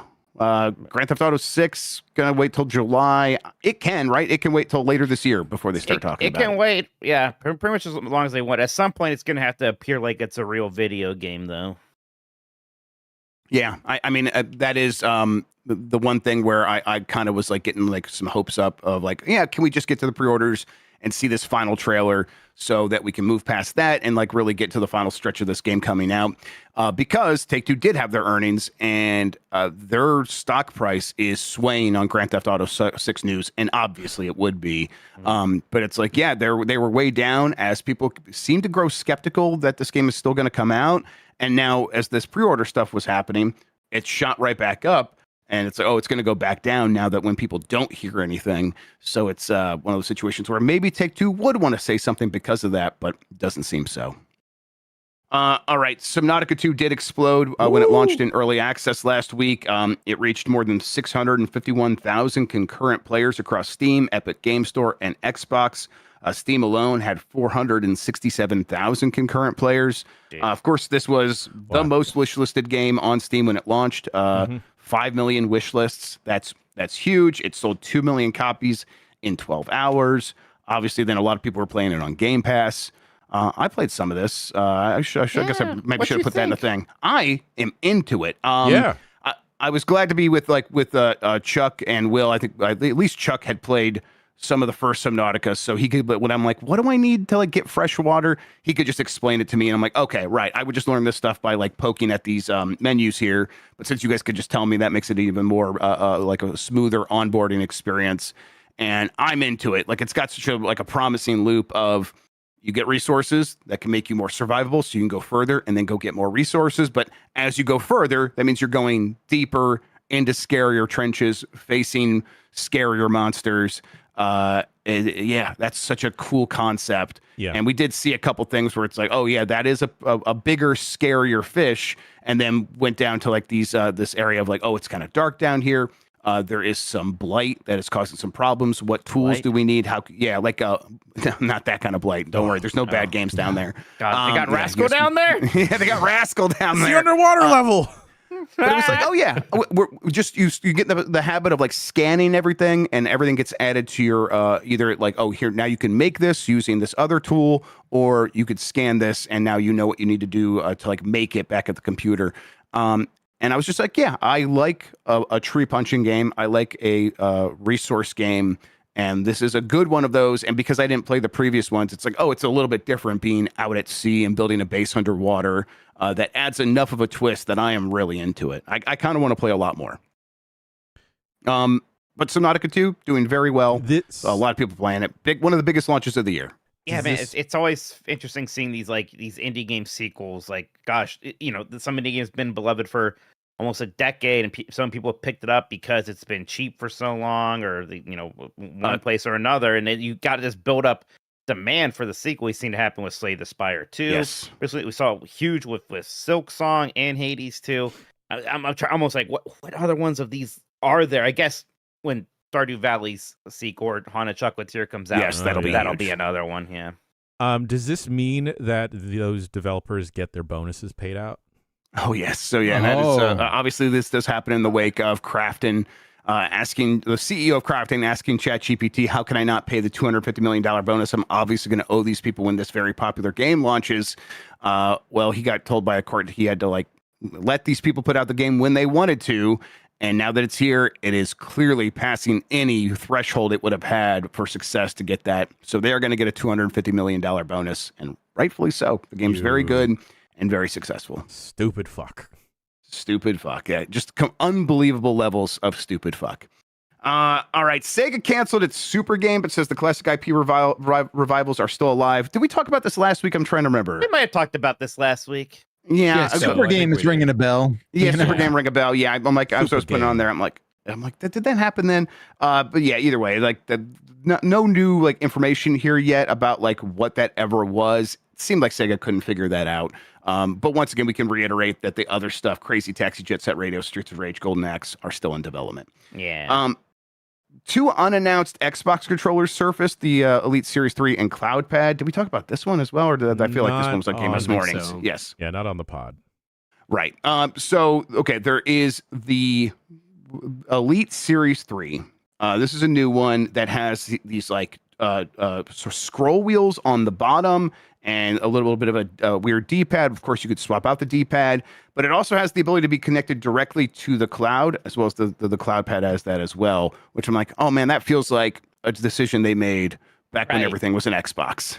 Right, we're talking about the cloud again now. Yes. All of a sudden. Okay. I mean, that one kind of looks like a cloud. Yeah, the other one is a flatter pad, which is like the not an Elite Series 3, the one that might be called the cloud pad. Much more simplified. It's probably so you could fit it in a bag and take it with you wherever you go, and then I guess play Xbox cloud games on a hotel TV or something is the implication. Looks like garbage. Yeah, it looks, I don't know. Like a dog toy. Yeah. It does look like a dog toy. Yeah, weird. It says Doggy Kong on the style. side. What? I was burned on my Elite Series too, man. I don't know. That thing did not have good build quality. The No. thing just stopped the sticky buttons. There's no way I'm gonna be upcharged on an Xbox controller game when their basic controller is like very good and also very expensive. Like I'm fine. Yep. I'm with you where it's like after hearing all the horror stories of the rubber peeling off on the Series 2 for so long, I would not purchase one of these until I was like, it was very clear that they are going to last. But I'm also with you where it's like, I think I just like the Xbox controller as it is. Right. I got this Steam thing, which I didn't talk about, but I've been using my Steam controller to play Batman. That feels very nice. Oh, I Yes. need one. Why didn't I get one? I got an extra one still. Maybe I'll bring it to you. You know what I like best about it is like the weird little rumble thing on the trackpads is like a fidget for me now. Like when I see cool. it's happening, I just kind of run my finger on it and feel the little vibrations. I'm like, that's good. You know how the scroll wheel effect works on the left pad, right? Where it's like if you go in a circle, it behaves like a scroll wheel. I didn't. So you don't go up and down, just go in a circle. That's okay. also a very good fidget. Yeah. I'm sorry, but the second picture, I just was not focused on the controller at all. I just wound up looking at the ruler, and it just made me think of a speed square. And I still am thinking very hard about getting a speed square to throw. You talk about the throw as a weapon and a cool like fidget as well. Yes. Do it. Yeah, I was using one the other day, and I was kind of like, I really wanted to. I was in my house, so I just could not bring myself to do it. But I was kind of like whipping it like pretty fast in my hand to see if I can make the sound, and it does. What are you trying to do? I don't understand. It's like a ninja star. Like what are we doing here? Oh, yeah, did we ninja not star, show you like this? boomerang. No, what are you guys doing? There's this guy Making on poor social life choices. Exactly, duh. There's this guy on social media that will throw a speed square, and he does it in such a way where it bounces back to him, and it makes the most satisfying sound. How does he not die? What do I you don't mean? know. He never shows his face, so he's probably scarred up. Yeah. Yes. Yeah. No nose anymore. It's Nothing real rough ever on him. starts out or ends well, rather, when you go, there's this guy on social media. He's on And social here's his media. Social He's media. on Forza Horizon Festival. We'll probably get these controllers at the SGF thing that Xbox is doing. I guess. I mean, who knows? Ash Sharma could have changed direction. Maybe these controllers will never come out. Remember, it's Xbox now. Excuse me, yeah, but not Xbox. Xbox, all caps. They did do that this week. I did not They're all include that caps story. now? Yeah. It's all now, caps baby. Xbox because they put out a Twitter poll and we're like, hey, do you want Xbox with lowercase box or Xbox all uppercase? And that one won. Uppercase. They Box. should make Like, it what's wrong with you? Majority. infamous style. Infamous. Yes, Xbox. Go to hell. famous. Yeah. Who voted for that? A lot of God. people, more people voted for that one. I think people associate that with the Same. good days of Xbox, the original, and Xbox 360. It was ever like that? God. It definitely was like that on the original Xbox. Yeah. I don't like it. I mean, taking business decisions about your brand is a good play. Good to bring it to Twitter. It does just like, oh, they're still in that mode of we're your friends. And it's Can't like, they just do what Elon Musk does on his Twitter polls and not do what the people vote for? well, he's done that a bunch. What's the most famous one? Should I walk in the ocean and fucking die? And Yeah, it's I think it's like, should I like resign or something? Yeah. And I was like, yes. It's like, wow. It's like Ryback retiring. Yeah. All right, last handful of stories here. Lego 2K Drive is being delisted after just 3 years. It's being removed today, actually. You're not going to be able to purchase it anymore. You can still download it if you have it. I guess the reason it might be music licensing, but it also had licensed cars in there, which we've seen happen to every driving game recently. The Forza games get delisted because they have licensed cars. Pretty stupid. Can you download Yaris? 3 years. Can you download the Yaris? I wonder if you game could still? download Toyota Yaris. That was a commercial, right? So Right. I hope Yaris is preserved. whenever I see a Yaris in Forza Horizon, I'm like, that game. Yeah. Also, at the time when that game came out, Steph's roommate bought a Yaris, and I was like, "Do you know that's a game?" And she didn't care. Lego Batman Legacy of the Dark Knight featured Rockstar in its credits. I said Rockstar, I meant Rocksteady. I've been so excited for this, the entire news segment. I was like, I could fix this. But I wanted him to say Rockstar Games will look like a fool. Even when I was writing it out, because you'll see in the next line here, it says VGC reported that around 24 Rocksteady developers. So I'm like, okay, good. I did write Rocksteady, and I didn't look up one line to see if I didn't do it up there either. Fucking great. Rocksteady, who made the Arkham games, obviously. 24 of them worked on this. That's not insubstantial. A lot of key positions, designers, producers, senior programmers, artists, and the game ends up playing quite a bit like Arkham. So yeah, it's like, oh yeah, they had that talent. They brought it into this game. It also was like, oh, Rocksteady back on a Batman game in a way. I don't think it says like too riding much a more. bike. Yeah, it's like riding a bike. The one thing that Lexi pointed this out, and this is a good point. They I don't think that team has worked on an Unreal Engine 5 game, and this is an Unreal Engine 5 game. So now this is, hey, everyone can get skilled up on that and be ready to work on whatever they actually are making next. And I could see that Suicide being Squad the case. 2, Kevin's back, Jack. Just give Everyone's me favorite Suicide Squad character, a Kevin. Batman Beyond game, please. Yeah. I mean, it's going to be Batman. They got to play it incredibly safe. So No, safe yes, that I don't forward- think you're going to be playing as an alternative Batman. I think you're going to be playing as Bruce Wayne as Batman, unfortunately. What do we Man. call Mr. Bruce? This last story here, someone added, Plex Pass is jumping in price from $250 to $750 in July. Can you fucking believe that? I got a lifetime pass, so I think I'm good. Yeah, starting July 1st, Plex Pass is going to be $750 actual dollars. Yeah, that's enterprise money right there. What does that do for you? Because I'm on some Plex servers and I haven't paid anything. I don't think you. Well- So are you hosting a Plex server, Dan? No, Oh, I don't know how to lead- do that. No, I just watch stuff. So then, yeah, this is not for you. Oh, okay. Yeah. Okay. This seems, although, I mean, presumably, if you look at the blog post that they put up detailing why they're doing this, which just so save you a click, to realize the full value of Plex Pass. If you've not, why didn't they just Yeah. lead with that? Okay. Because we've been giving it away for basically free up until now. That's insane. Someone texted me earlier and said, I remember paying $75 for this in 2014. Yeah. I I've had it forget for what about I that locked long, it in yeah. at, but it was Yeah. not anywhere. I think right now it's $250. You can still pay $250 until July 1st. it's one of Yeah, those. it gives you like a bunch of like quality of life improvements, mobile support, hardware acceleration locally to not have to like rely on like inefficient ways to transcode media and stuff. I love Plex. I love Yeah, Plex. Plex is great. This is an insane price, especially when there are like growing open source alternatives. I think Jellyfin is one. Yep. Yeah. Yeah, I mean, in the future, I imagine like, the open source one's going to get so much support.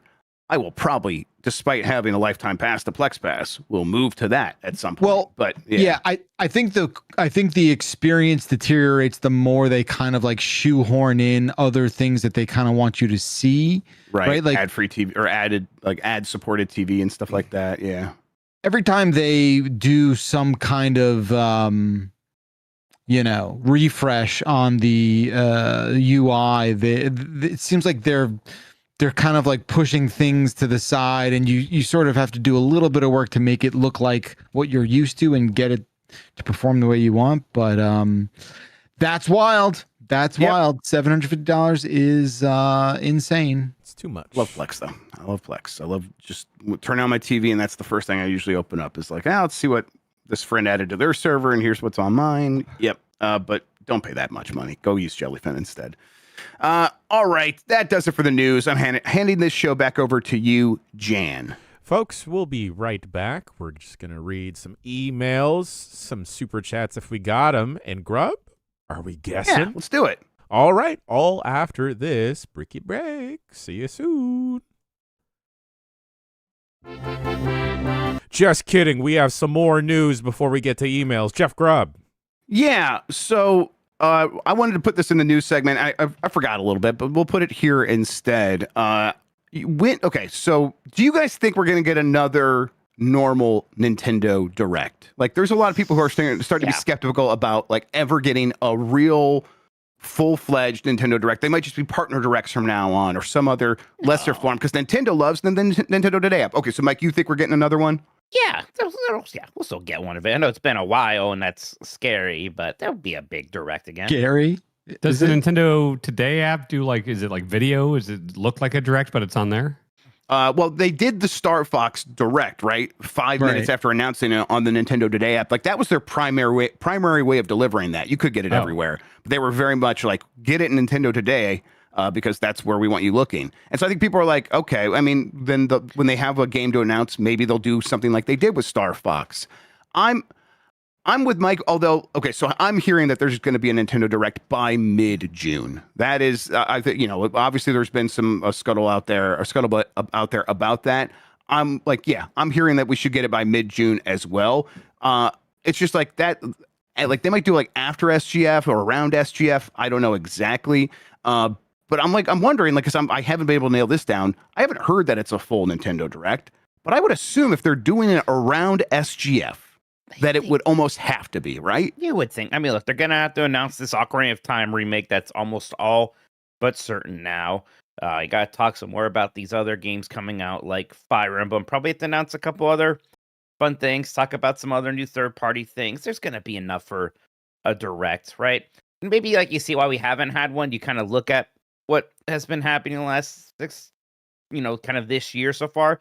It's like, there's good games and there's exciting games, but maybe all those announcements together wouldn't have made the most interesting Direct in the world. I don't know, but come on, yeah, they'll still do a Direct, especially once people like stop using that app. Like, is that app doing well? There are a lot of people using the Nintendo Today app.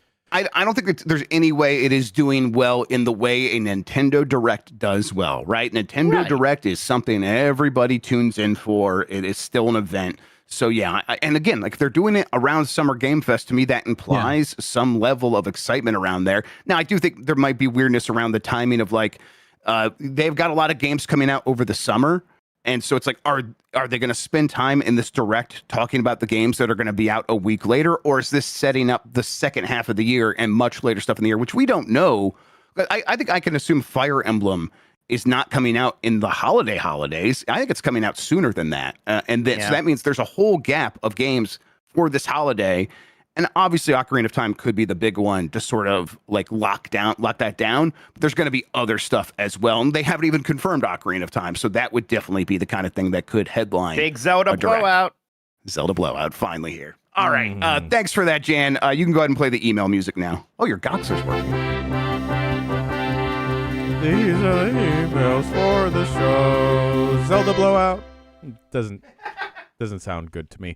Bombcast@giantbomb.com is the email address. Send your emails to. You can write in about any and everything. I say this every single week for the last couple months. But thank you so much to everyone for writing in. We get flooded with emails, and they're all actual, real emails with different quizzes, questions, quandaries for the gang over here, and I appreciate them all. If you don't get your email, Beavers. If you don't get your email on the show, you can just keep sending them in anyway. First email comes from Travis and Fargo. Also, if you just want to develop your own gimmick in the emails, it increases your likelihood of getting in, because Travis and Fargo writes in. Travis with 5 questions. I choose one of them. Travis writes in, when was the last time you did something out of your comfort zone? Are you glad you did it? Or did you find out it was out of your comfort zone for good reason? I went on that Guardians of the Galaxy roller coaster in Epcot, and I knew I probably should not have. And it was, I don't know, it was not good. I don't know if that qualifies, Mike. I'm sorry. Oh, that's way out of my comfort zone, going on a big coaster like that. And have you, Beckley, you've seen that picture of him on that ride? That is the face of discomfort. Like, just not happy with any of his recent decisions. I think people are going to probably start spamming it now. Can I get it? Can I get that picture high res, please? Yeah, absolutely. I want it framed. Pull it up for you. So, in fact, it showed up as like a clip of it showed up like a ride through of that ride, and I was actually getting a little bit like uneasy. What? It's like, I can't believe I did that. I mean, there's a part of me that's glad I tried it once and I had this experience, but I was miserable on it. Did not enjoy it for 1 second. Anyone else dip out of their comfort zone? When I lived in New York City, I had a few opportunities to get free tickets to like big Broadway shows. I saw Dear Evan Hansen, Book of Mormon, and Hamilton, and yeah, they're no good. It's just not good to watch and sit there for that long. They're bad. Even Book of Mormon, man. We got to have a better answer than just here's some entertainment that didn't entertain me Just or so made me. insane. It was Broadway entertainment. Listen, You know, both you guys. Hey, Mike was like, I went on a ride and didn't. That wasn't for me. Like, yeah. I don't know. As I'm like putting together like the GB at night, it's like, oh, this is not my natural inclination, but I'm very glad I do it, and I'm like very glad when I'm putting it together. Even it's like, oh, I got to get all these people who I respect, and I'm like, I know they're so busy. I know what it's like to cover this event, and I'm asking them for their time and bringing them in here. And it's like, you know what though? Every time I do it, everyone's always so grateful. I shouldn't feel bad about it, and I kind of have to keep pushing myself forward. And I'm, like I said, always glad I do, because we get on the other side of it, and you could just the smiles, and everyone's so grateful, and I feel like fulfilled. So yeah, I definitely appreciate when people are like, yeah, I like it, because that makes me feel good on the other side of it. Good answer. Thank you, Jerf. That is a good, lucid answer. Oh man, the last time someone said that to me was Kevin Pereira when I was on Attack of the Show, and all the other people on this call-in segment were just high out of their mind and couldn't make any sense. And I said something that he didn't agree with. He just was glad that I could string a sentence together. And so he gave me $100 of Pizza Hut gift cards. Oh, Hell sick. yeah, brother. All right. Yeah. What about you, Jan? I will often be in my own head too much and think about like, oh, maybe I shouldn't ask this, or maybe I shouldn't do this. Or sometimes I will personally go through more discomfort on my end for the sake of sparing other people. And then this year I thought, hey, fuck that. Yeah. Hell so yeah. I've just started just, hey, maybe I'll actually say what's on my mind. Maybe I'll go do the thing and say the thing. And turns out, gang, it works out. So step out of your comfort zone, ask the thing you want to ask, and all that jazz. If they get your order wrong, it's completely okay to tell them you got my order wrong. Yeah. Oh yeah. Hell yeah. Someone Coupons, I still can't use them though. It's too much. No, God. No, that's you guys, the line too far. I got a guy you can talk to. And we talked through this, guys. I thought we made proggies there. Yeah, we know. We're sorry. Somebody said that's very G4 compensation for your time, Grubb. Yeah, the Pizza Hut. It was a peak Pizzone era, so I think I got nothing but Pizzones for 2 weeks. It was great. Oops, all Pizzones. Oops, all Pizzone. Hey, and I don't regret it. I used to have to battle them to get me like a car ride home from having to go to some like Manhattan satellite office. And I'd be like, look, like I live in New Jersey. You gotta get me home. And this was before I think this was before, maybe could it be before Hoboken? Because that must be it. And I remember them being like, I'm like, well, I gotta stay into the city till 9:30, 10 o'clock at night. Like, what are we doing here, folks? Help me out. Please. Yeah, that's all, Yeah. It's always so weird because that second round of G4, when it was like well into the, hey, we're kind of just streaming this mostly on Twitch, but there is, I guess, some cable channels carry it. They were still like paying guests and stuff. Like, hey, this is like a cable channel. And it was like, oh yeah, here's $17,000 for like 1 day of work. It's like, oh, no wonder G4 did not work anymore. That does not make any sense. Damn, I didn't get any of that. Holy shit. Yeah, no way. God damn. All right. Next email comes from Dakota. This weekend is Victoria Day, (statutory). Long weekend across Canada, Monday the 18th, the late Queen's great-great-grandmother. It's colloquially known as May Long. Maylo is all I can think of now. Dakota. That's right. Maylo is here to stay, baby. Man, you guys keep trying to make Malo a thing. I was done I've got with it, Malo but I guess- fever. I guess it was so good that it's just going to keep going. That's fine. I'm You're an Maloco innovator. for Malo. Oh, that's good, Grubb. That's Yeah. what you really said. good. I heard what you said about me with the dump truck that I'm terrible at naming things. I heard. Oh my God. You're so Like, funny, yes, Mike. Why are you bad at it? You did the compliment sandwich I first. did. You did. I mean it. I meant it. It wasn't just blowing smoke up your ass. That's Wait, why I'm we're- funny. Wait, were you happy with what I said? I feel like I didn't totally throw you under the bus. No, Oh, either. you were- yes. Jerf defended you. Yes. Yeah, Jerf defended me till the end, of course. His Jerf and I favorite are son, tight, yes. Right. No, Right. I but bet you went up my girlfriend's rankings because of that. Well, that's all this is for. I mean, come on. Where am Gotta I? get to the top of that leaderboard, Oh, I baby. think you went down recently, Jan. I think you accidentally ignored her recently, and you went down. Yeah. Where did I Trust me, ignore her? I missed out when she was trying to help me during Donkey Kong 64. I went down on the rankings. All Don't right. worry. Okay. Not a great day for Mike. He said. Don't worry. Hey, do you think John Travolta wore a beret because he was at Cannes? And it's like, oh, this is a French hat. It's Yeah, he's like, I'm French now. This is your culture. Definitely. That's all it I'll takes. fit in. Like, what if he? I don't know. Go stealth mode. Yeah. What if he They'll wears? never notice me. What if he goes to like a film event in perhaps Mexico Oh, or he's got to wear a Asia. sombrero. Sombrero and maracas, Juan right? Man. Travolta. I went to we were at a local Mexican restaurant. It was Mother's Day, but it was also my niece's birthday, actually on Malo. And they still brought out a giant sombrero for her to wear when they sang Happy Birthday. I'm like, I'm glad we still have this. Thank God. My understanding is there will be those social media videos which could be complete lies. They probably are, but like of guys going to Mexico, be like, I'm wearing a sombrero. Like, are you offended? Like, no, we love you. Are cracking me up right now. I love this. Keep doing this. Do this every day. I'm like, yeah, I would be the same way. So I get it. If you told me that John Travolta photo was just AI, like someone just like did that, I'd be like, I yeah, definitely had that. My first reaction was, I was like, this AI. yeah, that tracks. Because there's something impure about the whole thing, right? Like there's just something ain't Any right. picture of about- him from the last like 10 years, there's something a little off. Something ain't right. Which, Yeah, something ain't right. Backlark, you still got to watch that Gotti movie. I would love to hear your thoughts on Yeah. Gotti. It's fascinating. Oh man, we all got to is- watch Paul Blart soon. All right, Yes, we're yes. pretty Yeah. busy with that. I've John- only seen Paul Blart 2, so I've Oh. never fun seen for me. any Paul Blarts. I'm so I've glad never you can seen fill any out the of it. whole picture. You can see the brilliant love story. I'm so excited. Where's that streaming? How are You- we watching? You guys know about Death to Us Blart, right? Yes. Yes, I've heard of that. Okay, yeah. No. The Baccarais watch Paul Blart 2 every Thanksgiving and then do a podcast once a year on Thanksgiving for it. I'm like, yeah, that's a good tradition. Bales and I were like thinking about like popping over to Vegas, and I asked what she wanted to do, and she was like, "Go all the places that Paul Blart went, of course." Yeah, God, that's Yeah. good. I would go on the Paul Blart tour of And Vegas. I Yeah. think she was dead serious about it. Yeah. Anyway, French John Travolta is Jean Travolta. Yes. Mexican Yeah.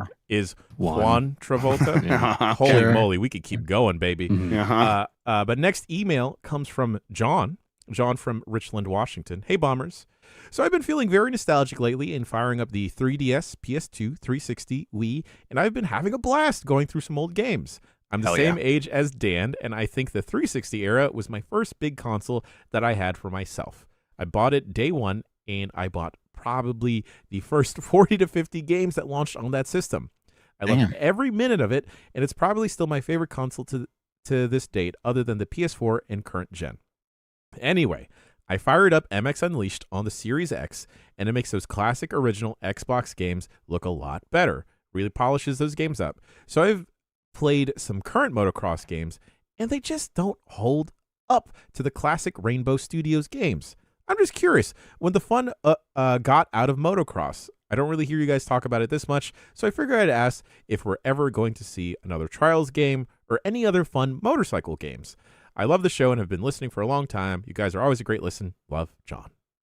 Yeah, this happened across this genre and a bunch of genres. They're like, this goes back to N64 when when they were first doing 3D games and they could simulate physics in a 3D environment. And they're like, we should do that. Like when you press down on the analog stick, you should look up. And when we have the ability to have a deep physics system, we should be able to try to make it as realistic as possible because that's what fun is. And then there was sort of a backlash to that of like, no, we should make it as arcadey as possible and kind of back away from that because people just want to have a good time and make cool stuff happen on the screen. And it's like, it turns out both are true. This is why Forza Horizon is so good. But I think a lot of these smaller franchises in these motorsport series are they can't sustain that, so they kind of have to do the thing that is lowest common denominator. And I do think that is sand off all the rough edges, just makes sure cool stuff is happening on the screen and people don't feel too overwhelmed. And I think that takes a lot of the charm out of it. It's a shame. I think we'll get another Trials game in the future. I hope so. Because they kind of lost the plot a little bit by the end. I mean, was Fusion the last one? No, I don't think that was the last one. There was that weird Blood Dragon one. I remember that. Trials the Blood Dragon or whatever. Yeah, I think Evolution was the peak of that series for me. It was Trials Rising was the last one. Okay. Evolution is the best by far. I love Evolution. Yeah. Fusion's really good still because it's got that weird sci-fi plot in the background. Oh, right. That one's wild. It's wild. Yeah. But Rising definitely lost the plot, but it still had really good courses. I don't know. Those games are good. Yeah, great to I love leaderboard stuff in the form of like ghost competitors. You know, so it's like I can see Grubb's motorcycle is ahead of me. So yeah, it's awesome. God.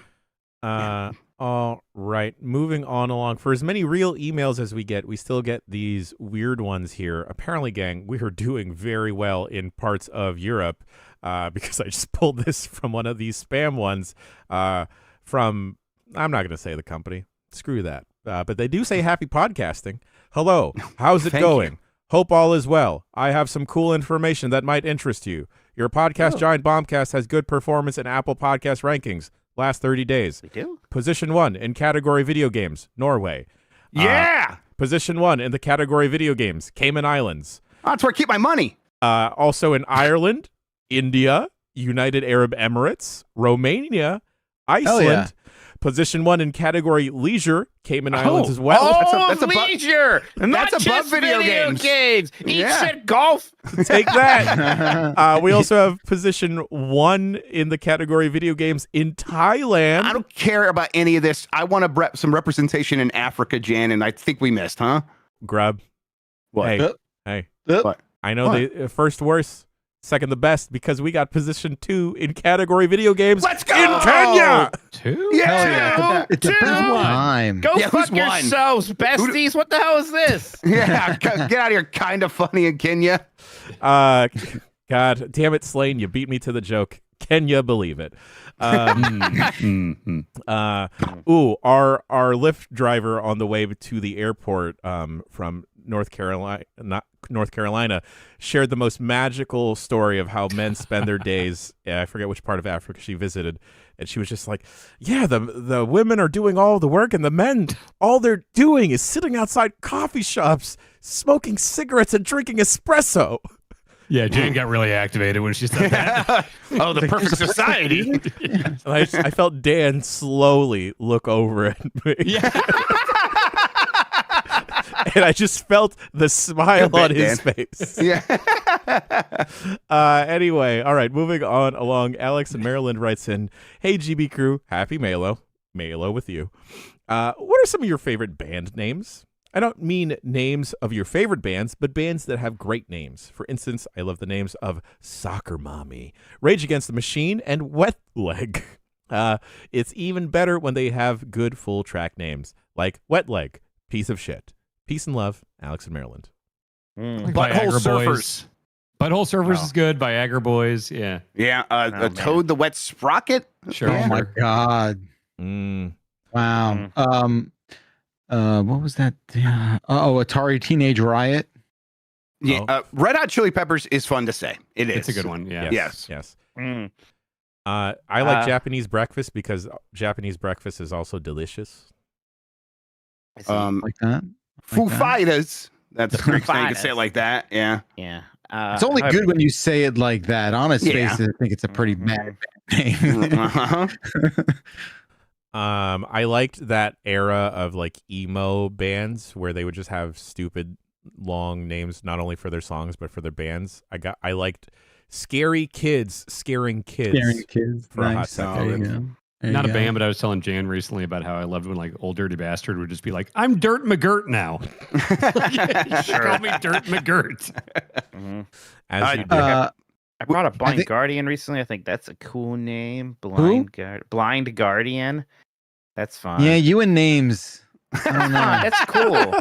Ooh, blind guardian. How dare you, What's Jerf? that I'll mean? defend you this time. I'm sorry that mine's not butthole surfers. Yeah, well, you should know. apologize. Thank you. You get it. You would have had to listen to music. King Gizzard and the Lizard Wizard. Hell yeah, that's for good. sure. Oh, that's what. Oh God, I get shit for fucking blind guard. King Gizzard and the Wizard Lizard. Yes, and it's What is Lizard that? A Wizard. Jim Henson kid show from the '80s? What the fuck No. is this? Mike, can you say it it's one more time for He me? was so King good. Gizzard and the Wizard Lizard. It's Lizard Wizard. But You yes. were born to say that. Now, I can you don't say know. it with like a jaunty tune, like it's ragtime adjacent? King Gizzard and the Wizard Lizard. King Gizzard and the Wizard Lizard. They got wizards and they're lizards. What's a gizzard anyway? If they catch this, they're gonna be upset that you say Wizard Lizard. It's Lizard Wizard. I do not apologize. Becky wants to offend Pornos for them. Pyros is a great one. Sure. Would this be 2 episodes in a row where we talk about bare naked ladies? BNL, Yeah. baby. Oh, Was it? That's Oh, fun. was that dump truck? It could be. Who knows? That's There's right, no way to dump know. truck. Yeah, it's impossible. Yeah. There were also like maybe like around the early 2010s a bunch of like rappers with fun names. I really like Mr. Motherfucking Esquire, Big Baby Gandhi, and then his rap ad lib would just be yelling Gandhi in a high pitched voice in the back of tracks. It was great. That's another ODB one. He was Big Baby Jesus for a while. Yeah. Directly That's inspired. God. I like Just call France. yourself Big Baby Jesus. Big Baby Jesus is You know what? so good. I'm now Big Baby Jesus. Yes, you okay. are. Yeah. I like Franz Ferdinand, and I think it's fun to say. And then you're like, What? oh, that's the guy who died in World War War. Do you want to try it again? Franz Ferdinand. Man. No, He did it again. All right, said that's on Nan- purpose. you're saying France. Nad. It's Franz not Franz Ferdinand. Ferdinand. Nad. It's his Nad. Nah, Franz I wouldn't make a, Ferdinand. I would not have made a big deal out of it, but Nad's a very funny word, Yeah, it Mike. is. So Absolutely. you get it. You Yeah. get it. Right. I think like all the '90s ska bands, like some of them had some funny names. Mighty Real Mighty big Boss hit. Stones and A lot of puns, like Mephistopheles, stuff like that. Oh, It's like Me not First and the bad. Gimme Gimmes. Yeah, Me First. Hell yeah. Lovely. The Beatles is spelled Beat. Isn't that I clever? don't get it. I don't get it. it. Yeah. Would it surprise you guys that I only realized that a couple years ago? No, I get it. No, I don't think that's a huge deal. No, yeah. So You're not thinking about that. you're Like, they're allowed so to. big, you don't think about it. It's like, oh, that's just what they are. All right. Let's see. Last email here comes from Michael M in Seattle. Hey, dudes. I know you like to point out I know you like to point to Cyclops as a cop to razz on Jan, but does he really Yeah. seem like a cop? Let's do a small comparison from Wolverine. Cyclops cares about safety of his community above all else, feels empathy for those around him, is in touch with his emotions, sees himself as accountable to his people. Wolverine kills people when angry, never faces jail time, stalks women who are already in relationships without consequence, is accountable to no one, anger and rage as justification for all actions. Michael M. in Seattle. You forgot is also 4'10". Right? I mean, That's short man's disease. Yeah. we love talking about anti-heroes, but it's just sort of shorthand for problematic hero. Yeah. Right? I think- Right? I think it's less he's a cop and more that he's like a hall monitor. You know? He's a psychopath. Well, I mean, I think, No, I think Cyclops. Wolverine was He's also a cool psychopath. in the 90s, and Cyclops would be like, you're out of line, and everyone read that as he's a cop instead of he's responsible. And that's Yeah, he's he been just- dealing with that ever since. Yeah, I don't know why I feel like he's just like a teacher's pet kind of guy. He's a Boy Scout. Well, he definitely is like a those are teacher's out of pet. favor. He is a teacher's right? pet. Yeah. You know, he's like, Professor X, you see what I did here? Like Right. me? No, And then he look what killed Wolverine's him. doing. Yeah, that's what he's doing.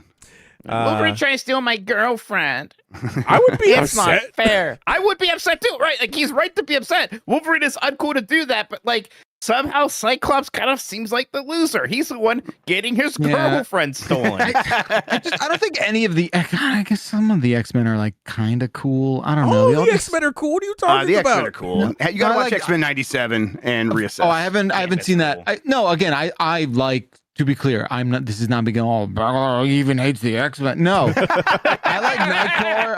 I think Nightcrawler's dope. I think that guy rules. Nightcrawler's That's your so new sick. That's your new Nightcrawler's- subtitle. Nightcrawler's my guy. Is He even Gambit? hates the X- Is Gambit an X person? Oh yeah. Yeah. Oh, huge I like X person. Gambit. Super cool. Rogue. Like Gambit. Very cool. Storm is cool. Come on. I like Rogue. Can't say I like Storm. You know. That felt Maybe- more racist than you meant it to sound. Well, yeah. No, it's mostly because of the line from that first Oh, the X-Men frog movie. the thing. Joss We Whedon gotta line. move on. We gotta move from on. the frog thing. Yeah, we gotta move on. Okay, But yeah, Figment. wait, explain we'll that move because right there's along. got to be people who have no idea what Okay, we're so talking about. in the first live action X-Men movie from like 98 or whatever, Storm's like goes and like gets Toad, who is a villain, and captures her in like a windstorm. It's like, you know what happens to a Toad that gets hit by lightning? There's a pause. You wait for the big delivery, and she says the same thing that happens to everything else. And then he kills him with lightning. Yeah, and he just gets electrocuted Yeah. to death. Yeah. Which I mean, it almost sounds kind of cool. Yes, some ways. that's the problem. Yeah, you can see it on the almost sounds page. cool, and it completely destroys the punchline. Like even at the age of 17 or wherever the hell I was when I watched this in the theater, I knew something was amiss. Something did not deliver, and that was dumb. But it's okay. Look, you gotta accept more Storm in your life than the Halle Berry version is all. Yeah. Totally. You know, and she's got a cool story. So She don't need no man. Nope. Also, all the X-Men became incredibly cool again during that cartoon X-Men Evolution, where it's pretty much a bunch of like teenagers in high school. Shouts out to Spike. Anyway, moving on along. You know what? That's it for emails. That's it. Bombcast@giantbomb.com is the email address. Send your emails too. Thank you for everyone for writing in. I appreciate it. You know what? Here's this for you. Mwah. That was not on the cheek or the mouth. It was maybe on the That was forehead. doggy style. It's in your direction. Fuck. Yeah. Holy shit. You guys are kissing like Damn it. doggy style. No, I hate thinking about that. Where are the condoms? Oh boy. I don't know what we do now. I guess Grubb Guesser. Yeah. Right? Yeah, but I don't All right, it's time for the podcast within a podcast. It's time to guess a game ad and what it's about or who made it. I've got a couple here for you. I'm, as always, worried they might be too easy, but let's get into it with this first one, which is half of the ad. But it says, this news will get you more excited than a Baywatch marathon. And that's all I'm giving you, but it's in big, bold text on the left-hand page here.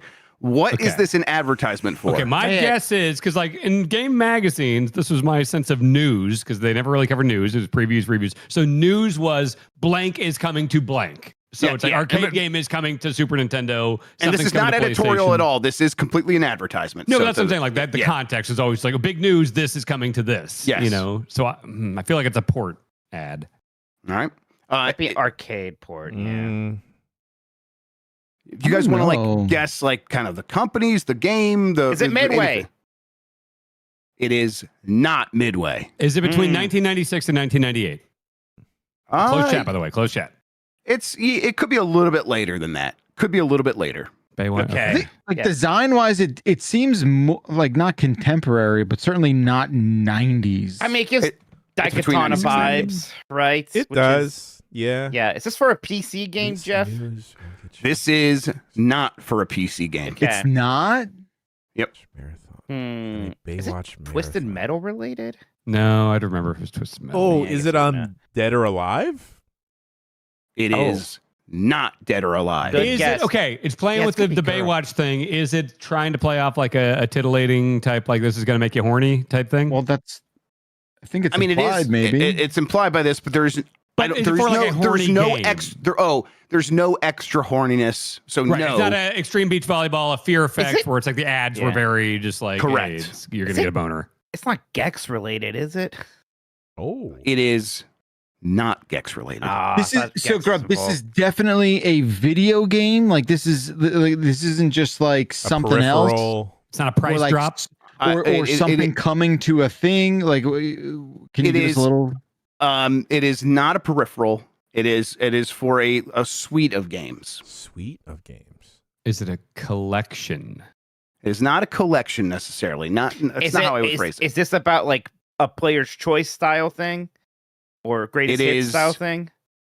About player's choice for the N64. This is a Nintendo ad for the player's choice series of games. Yes, Nintendo player's choice. Wow. God, I have this right over here. You're gonna get a copy boner. them, send it to you guys so you guys can see it, and I'll try to find a way to put it in the chat as well. Wild. It's Nintendo after all. Yeah. Nintendo was like boners. Yeah, look at this read lineup, some of the though. games in there for him. We got Star Fox 64, Mario 64, Mario Kart 64, Shadows of the Empire, Cruising USA, Turok, and Wave Race 64. They're now $39.95. Oh my God. Doesn't that get you horny like Baywatch?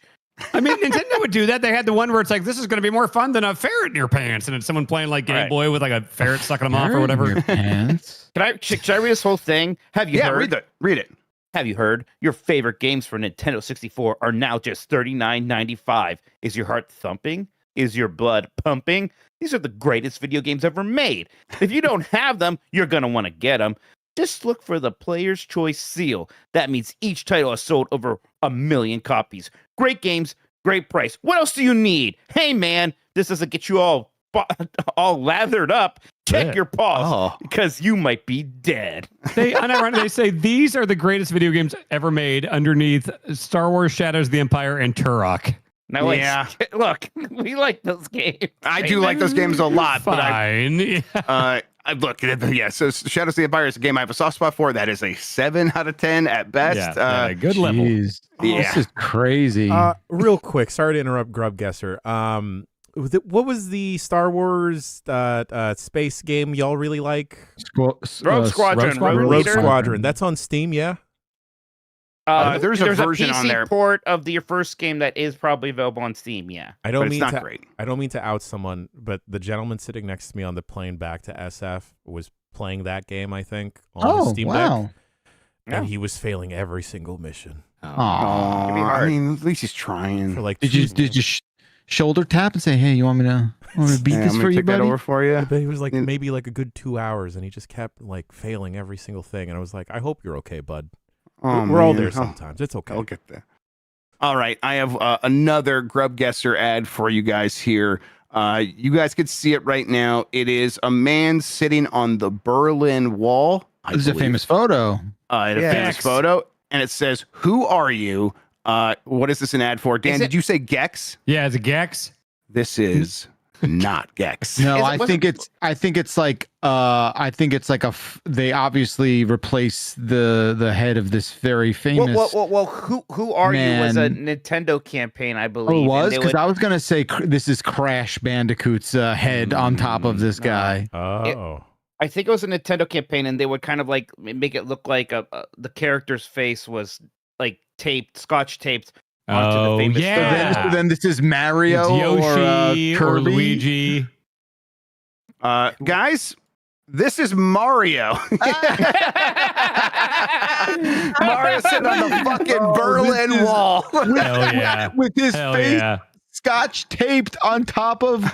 Oh my God, this is not okay. It's gonna be like Kirby at Tiananmen Square. This is not okay. I don't feel like it's even for a specific game. It's just a Nintendo in general ad. Who are you?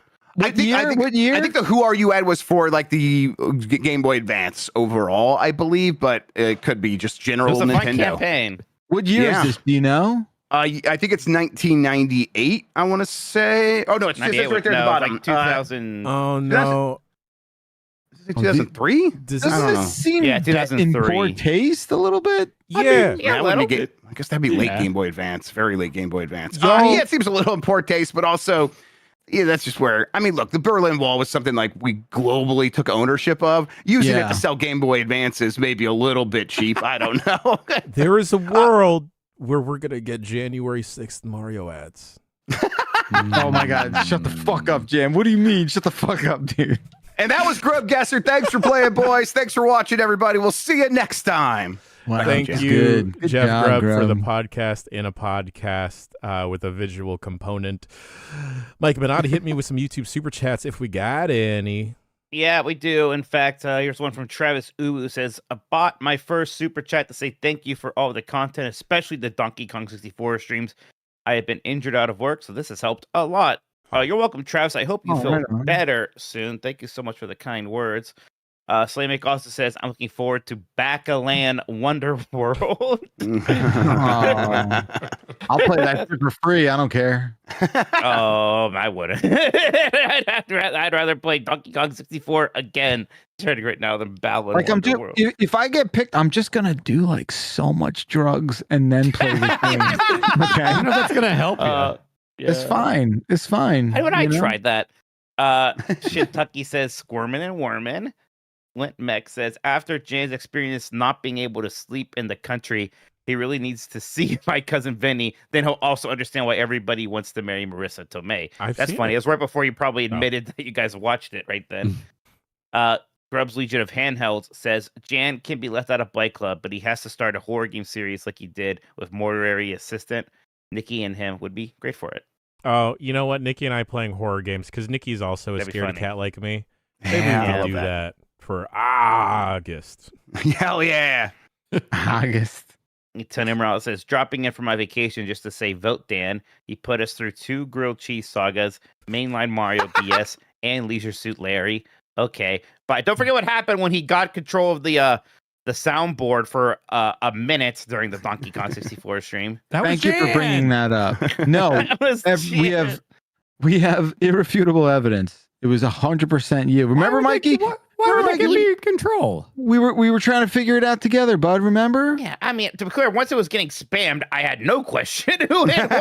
It was just the fart noise 1,000 times. Was it a big mystery? Right. I did have to get Columbo on that one. Yeah, no, of course. Oh, this is Dan Reichert's MO here. This is his modus operandi. Fart. Yeah. No one would leave these kinds of breadcrumbs here. Yeah. Folklorist Cooper says, have y'all considered personalized blights of good games? Disco Elysium as a blight for Dan. See, I'm very against that personally. Yeah, that's not good for anyone. It's not good for anyone. Even separate. I don't know if I would ever do that. Like, oh, here's a good game that Dan's going to complain about for a bit, or that I'm going to complain about for a bit because it's not my kind of game. I mean, if you just want to watch us like get tortured, we can start sticking needles into our temples or something. I don't know. Right. Jeez, Start. bud. Okay. We didn't hit that incentive, Mike. We don't have to. Yeah, my bad. Mixie says, was Immortal Phoenix Rising a clone of The Wild? You know, that game had some of its own ideas, to be fair. Right? Oh, right? I remember that one. Yeah. I dug it. Yeah, that was a Ubisoft one. It was definitely trying to be, it was definitely Ubisoft's thing of we are going to riff on this other popular thing and bring our own stuff to it. Yeah, but it was definitely a clone as much as anything is these days. Brad really, really liked that game when it came out that year. It's a good game. I liked fun, it too. The writing wasn't very good, but the narration was rough. Yeah, it had I might be conflating it, but did that also have a weird book? Book? Book? I don't remember the might book. be thinking What do you mean a something weird else. book? Like a weird book Mixie's- character. No, I don't. no, think this is so. the one with Prometheus and Zeus talking over That's everything. probably what Right. it was. Yeah. Yeah. Bigsy says, Mike Minotti, thanks for the Giant Bomb Spice week-long Ramblecast. You're welcome. I got Ramblecast. Jan has JOIs. We all got our thing. Bigsy says, Jeff Grubb is Indian burn similar to Twisted Sister. I'm gonna plead the fifth, so I don't have to say that term. Yeah. Oh, right. Well, I just say it right now. yeah. You'll say but anything. You're just Ron Burgundy. Yeah. It was gonna guess it 10 is. minutes into the first episode of the Endurance Run. We brought it up. on Right. Well, because Okay. we're talking about bullies, which was the classic bully move. Back Oh in yeah, the that day. absolutely yes. And probably what was the other thing they said we were comparing it to? It's where you take someone's Twisted arm. Sister. Yeah. Yeah, okay. I never heard Twisted Sister. I heard the rug burn one. Or Purple Nurple or whatever, where people do pity twister. No, that's Live on there. that's Garfield's friend, right? That's right. Yeah, Right. Nurple. Purple Nermal. Cronenberger Matthias says Cyclops and Marvel Rivals and Cosmic Invasion. What a week for Jerome's. Oh, wow. Hit me with the Jerome. Okay, all right. They know how to get me. Wow, that means business. Yeah. And then Migsy says, Jeff Backlard, do you still have the Giant Beastcast postcards? Wow. What do you put me on the spot like that? did you run out of power once? You need to provide heat for your home? You Yeah, use so them we for went packing right to the material. Yeah. I want to say that somewhere in the house, there's probably like a handful of extras. I did bring them to Boston that time we did a Beastcast yeah. kind of reunion, Mm-hmm. That was fun. and I think I don't know I don't know where they wound up after that, but I want to say like every single one was eventually read in some way. None of them fell through the cracks. Lovely. And then Mitch Zurich says, Mike, on YouTube, there's a mashup of the DK rap, One Winged Angel, and the Space Jam thing. I think you should listen to. It's terrible and great. Yeah, that does sound amazing, actually. Yeah. That sounds very good. When the switch over in between the regular streams and the DK Marathon streams last week, I'd be playing a bunch of terrible DK rap mashups. There's too many out there. Yeah, there's a lot. It's a lot. People are like, that song sticks with you, huh? Yep. Yeah. Can't get that one out of your head. And that's it for the super chats. Thank you so much, everybody. Beautiful. Pineapple smells. Beautiful. Yeah, that's kind of like sent memory twice because it's the word pineapple smells that is stuck with me, not actual pineapple smells. Gang, we got a lot of stuff going on this week. Let's see. Grubb mentioned he played Subnautica 2 with Will and Chuck yesterday. Later today, speaking about Chuck, we got another episode of 9 Lives of Mr. Mistopheles. That is the series where Chuck guides Grubb and I. He's playing a playthrough of Skyrim as a little kitty cat, and a lot of shenanigans come out, and Will's brilliant editing is all throughout that Jimmy Jam. Pokemon Monday Night Combat returns tomorrow. Sean and I are dusting off the gym. Gang, I'm ready. I'm ready to fight. I'm choosing violence. And speaking about violence, we have the violence that is weekly being inflicted upon Dan Reichert. Space Ace, the Lightning Round continues.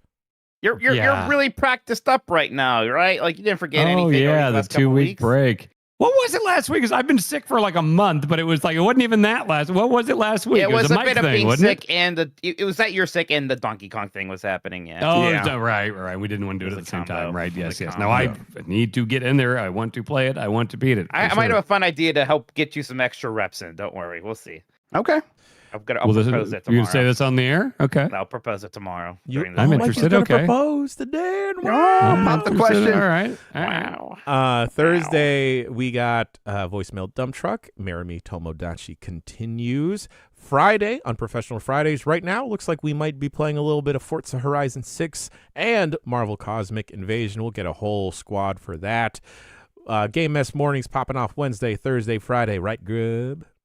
Oh yeah, back with all of it all week. Speaking about dropping all week, the Bully Endurance Run continues. If you are not a premium member or a Yeetum out there on YouTube, those are starting to drop for free daily, Monday through Friday. The Bully Endurance Run.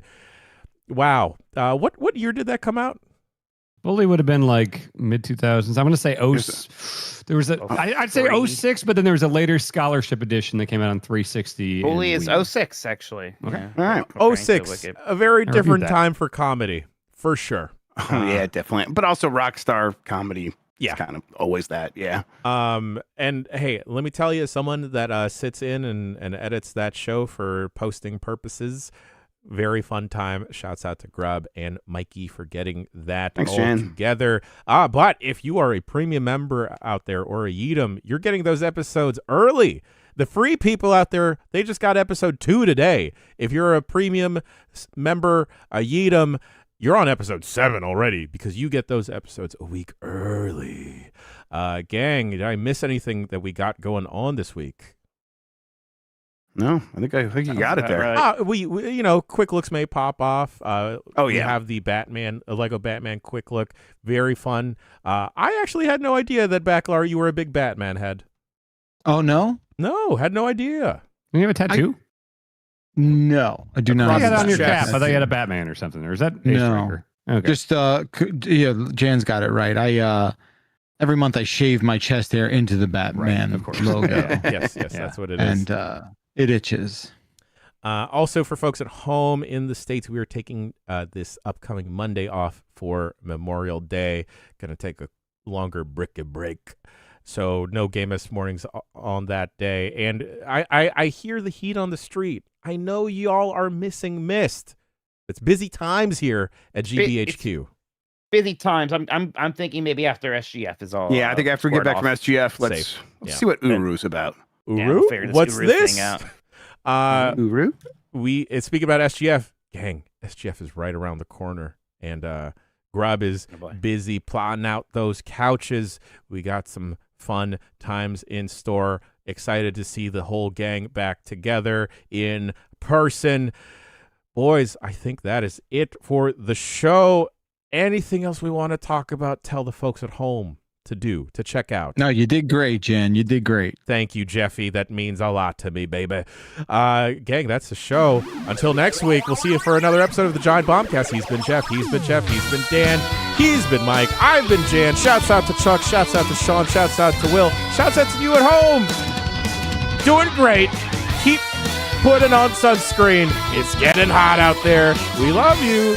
Goodbye.